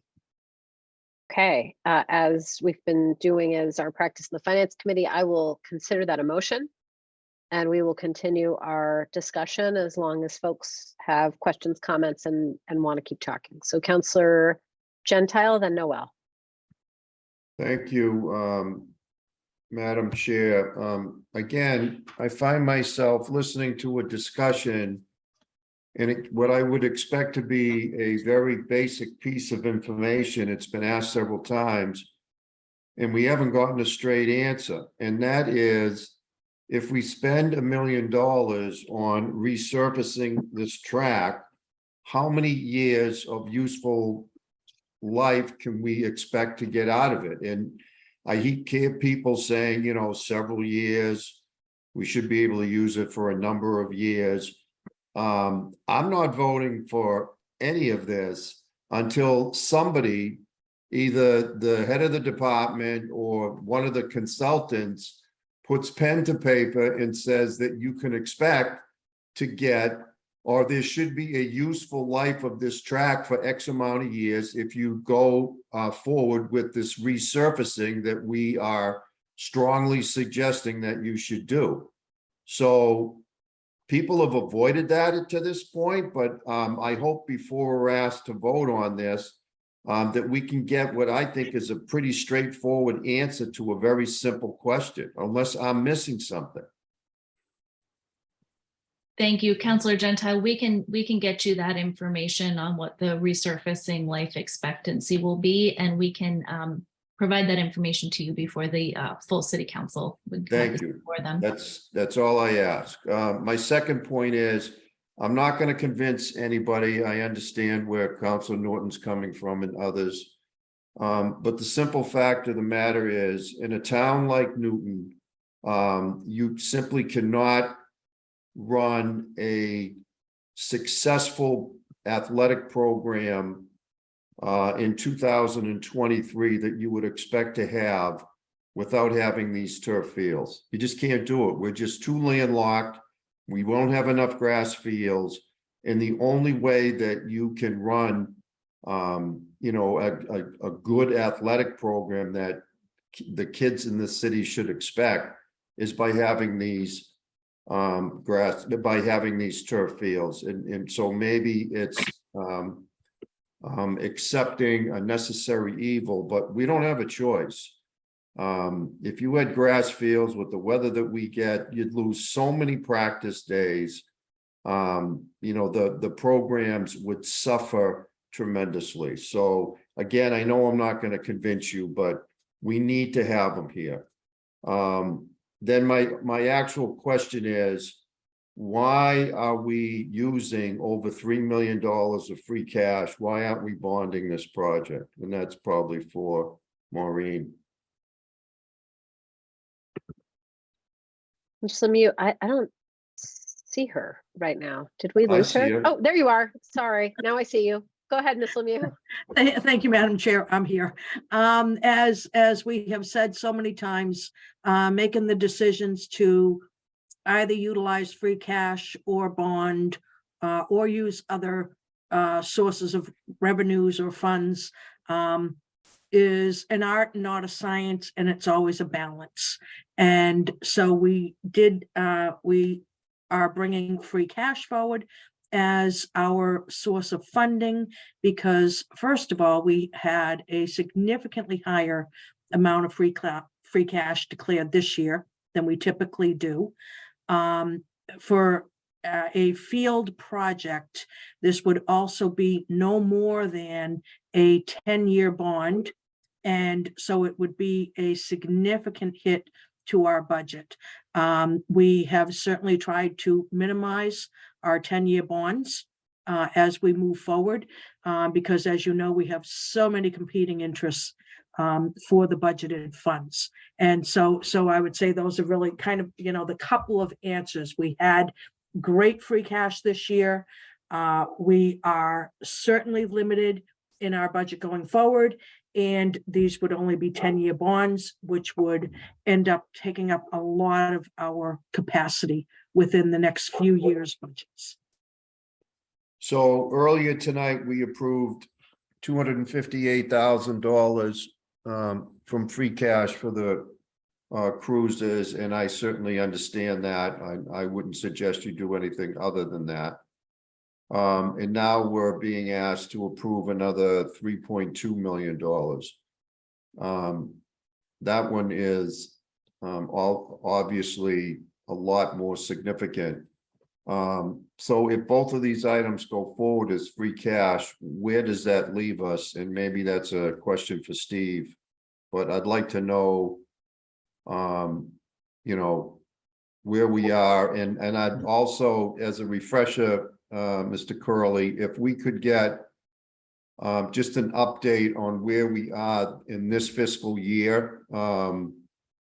You know, how much free cash we had certified and how much, you know, free cash we have already authorized. Maybe there's very little. I honestly can't remember, you know, what we've approved for free cash since July 1 of 2022. So if we could get a short note on that, I'd appreciate it. But where are we? So yeah, I can actually, if I may, I'm more than Maureen, happy. I'd like to, can I hear from Steve on this first? Oh, sure, sure. Thanks. So I can provide all of those numbers. So as was mentioned, free cash was significantly higher this year than previous years. It was $28,860,460. There, it's typically around 12 million. There have been 3 items previously approved, totaling 1,124,000. I don't have exactly what those are right here, but I could look those up if needed. And then there are the 2 items currently before you tonight for the cruisers and the fields. And there is also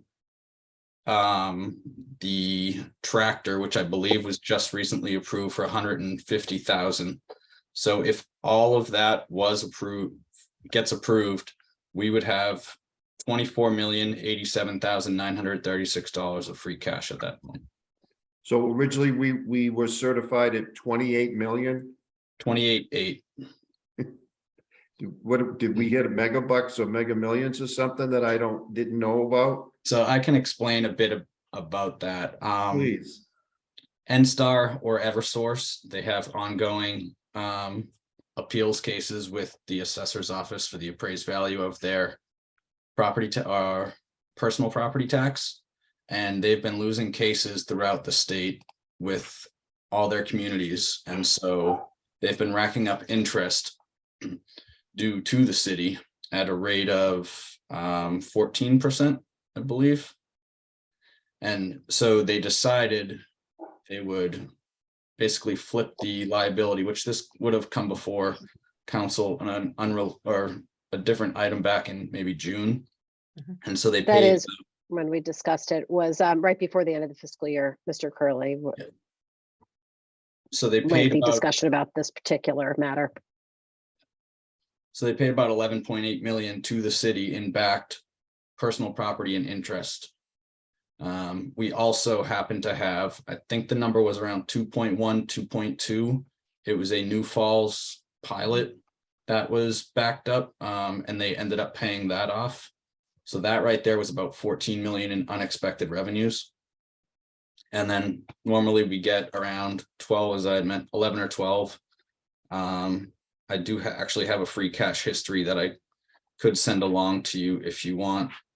And then we had a little better year than normal in revenues over expenses, which would have made up that other roughly $2 million difference. All right. So Maureen, are there other big ticket items like this coming down the road that you expect to fund with free cash versus something that we might normally bond that we should be expecting? I mean, so that makes me a lot more comfortable with using this, you know, $3.2 million of free cash. But, you know, what else is coming? Or Thank you, Alderman, Councilor Gentile. I think the largest item, which we have said publicly many times, but I'm actually happy that you're asking this question right now, is that if the override should pass, our intent for the Horace Mann School, the reason that we only have 775,000 planned in the operating override is because our intent would be to utilize some of our free cash in the order of about $7.5 million to pay toward that project so that we end up bonding less. Now that's, not, so that's our intent at the moment, if you will. That would be the other large item that we would take out of this year's free cash. And just to make sure that everybody remembers back, when we talk about back in the spring, the part of the payment that we received, we had been carrying the $8 million-ish in principal that Eversource paid us. We've been carrying that in overlay. What we have not been carrying is they also gave us, I think it was 4.6 million in interest payments. We actually took, as you may recall, at the very end of last fiscal year, we came to you and asked to take last year's free cash of 4.6 million, set it aside in overlay, because if we lose this case, which we're very confident with the way that the rulings have been going, but you still never know. And so we asked to take 4.6 million of unspent free cash from last year's money, set it aside in case we owe them back all of that interest. And so that ended up even compounding what came in as our free cash this year, if that helps. But so the short answer to your real question is the other big number would be as much as probably 7.5 million toward the Horace Mann renovations. All right, thank you. Last question, Steve, when was free cash certified? I will get back to you in 1 minute. It was sometime in mid-October, but I can get you the date in my email. All right, I'm only asking because, I'm not sure what the discussions were back in June, but I mean, free cash doesn't get certified till the fall, so we didn't know for sure how much it was. So you're saying it was typical, it was back in mid-October? Yes, All right. I think around the 10th-ish, but I'll look up the date. All right, thank you. You're welcome. Thank you, Councillor Noel, then Maliki. Thank you. I have a quick question for maybe for the commissioner or for Mr. Perez. When did the original turf field go in? Thank you, Councillor Noel. That was 2009. 2009, so almost 14 years ago. And then how long has the Parks and Rec Commission been working on the current plan that's being proposed tonight? For years now.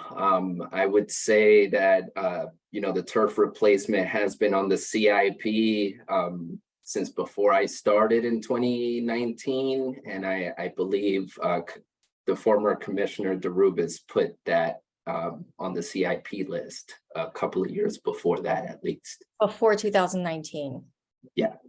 So in theory, if the city council was concerned about turf fields, we've had 5 years to come up with an alternative or to advocate for an alternative. Would that be fair to say? Is that a question towards the department or the council? Well, maybe to no one, but it seems to me, because I've sat through this presentation now twice, the first time was in programs and services, that this alternative is actually better than the original in terms of the environmental impact, and that the technology's been improved, and that we're actually in much better shape than we were with the original field.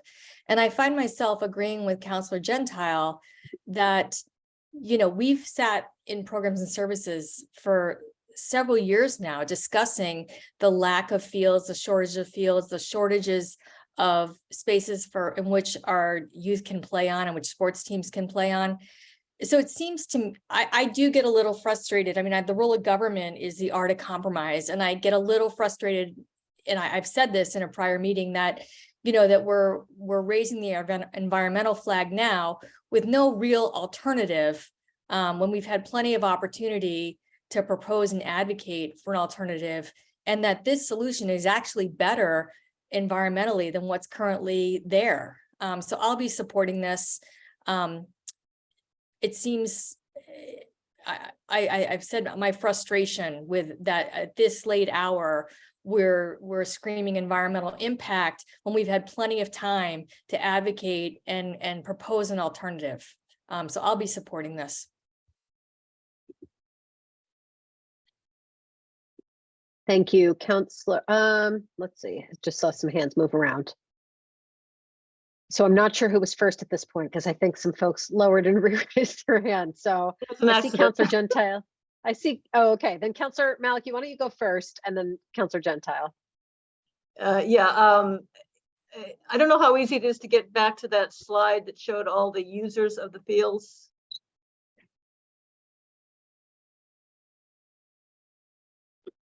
I'm pulling it up right.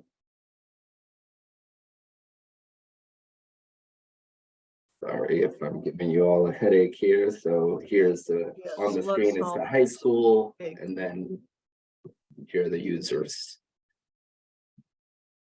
So granted, these are both turf and grass fields, and then you also combined is Albemarle in here, as Commissioner Banks stated. We see that as the fourth. Okay, so these are users of all fields or just the turf fields? All fields within the high school complex and Albemarle. So that includes turf and grass. Okay, so it's Newton North, Newton South, and Albemarle. That's right. And all the fields, including the turf fields. Exactly. So is there an analysis of, in terms of the sort of hours of usage, I guess, or something that quantifies how much usage is coming from sort of basically Newton schools and Newton groups of Newton residents, and how much is coming from, for example, Eastern Mass Women's Soccer League? I assume they're from all over the place. Tarakulu resident group, I don't know where they are coming from. So we're renting to groups that are not Newton residents, and I'm just wondering how much of the demand that accounts for if we wanted to prioritize Newton residents, if we had fields that were not available for as many hours. So we can get you that info, Councillor Maliki. We don't have it currently or right in our screens, but we can get you what the percentage is. And just to clarify, both synthetic turf fields at the high schools are prioritized for the high schools.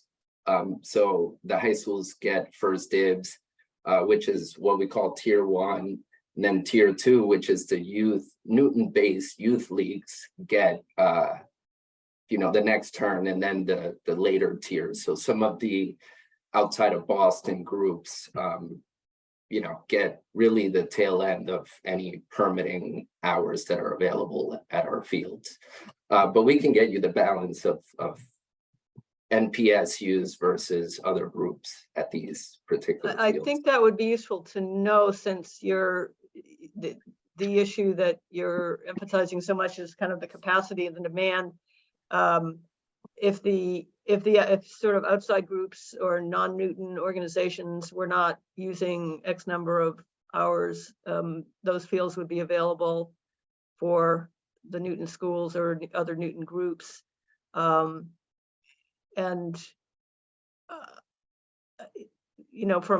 From what I've read, a lot of, it came up with the World Cup soccer teams. The women were complaining that the guys had real grass fields and they had the artificial turf. So it seems like a certain number of players actually prefer grass. So you might call turf, I always find that word weird. The artificial turf is your tier 1, but in the eyes of players, it might not necessarily be their top choice.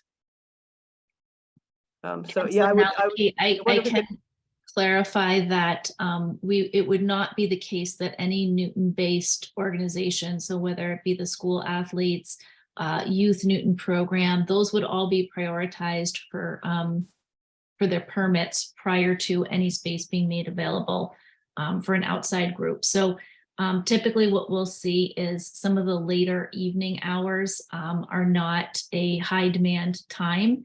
And so those are some times that are available for other permits, as well as in the summer. There's some space when the schools are not active on the fields. So it would not be that we could gain more permit hours for school and youth sports if we did not allow, outside groups to reserve those. That But only you would have the rest hours for the, you'd be limiting the overuse of the grass more than is happening now. We're actually utilizing the turf fields to accommodate more of those uses. So if there are things going on in the summer, like clinics, then those are things that we would try to put onto the turf fields first. We're always looking to try to rest the grass fields when we can. Yeah, I'm not sure you quite got my point. I guess, we've been hearing that you need 3 times as many grass fields to have an equivalent usage for a turf field because the grass needs to be rested. So if there were less outside groups hours being booked wherever they are, whether it's 8 o'clock at night or 5 in the morning, if there's less hours, that's less stress on the fields. So, and I think it's for our school athletic programs, as Jonathan had stated, having those fields right on site for the school sports. So between our 2 high schools, we have 6 football teams. So that amount of pressure to put those on grass fields, those alone, that doesn't even get into lacrosse, which is also a very wearing sport. It just is basically too many teams for us to accommodate on the grass fields that we have. Okay, thank you. I look forward to seeing some analysis there. Thank you. Okay, Councillor Gentile, you had been waiting. I didn't know if you wanted to comment further. No, I'm gonna hold off on any further comments. I think we're getting pretty close to being ready to vote, so I'll hold my comments. Okay, thank you. I agree. Councillor Humphrey. Yep, I just wanted to proceed to Councillor Oliver's motion for a vote since we seem to be getting a little bit far afield from the item at hand, and we've done extensive fields discussions in the appropriate committee of programs and services. Okay, do we have any other discussion? Mr. Curley. Thank you. I just wanted to pop back in and say free cash was certified on October 5th. Thank you. Thanks. I don't see any other hands. I just want to quickly say that I am in agreement with Councillors Gentile, Noel, and others in support of this for the reasons that were stated. Certainly don't need to repeat any of them. Do we have any other discussion on Councillor Oliver's motion before we vote? Okay, seeing none. All those in favor, please say aye. Aye. Aye. Opposed No.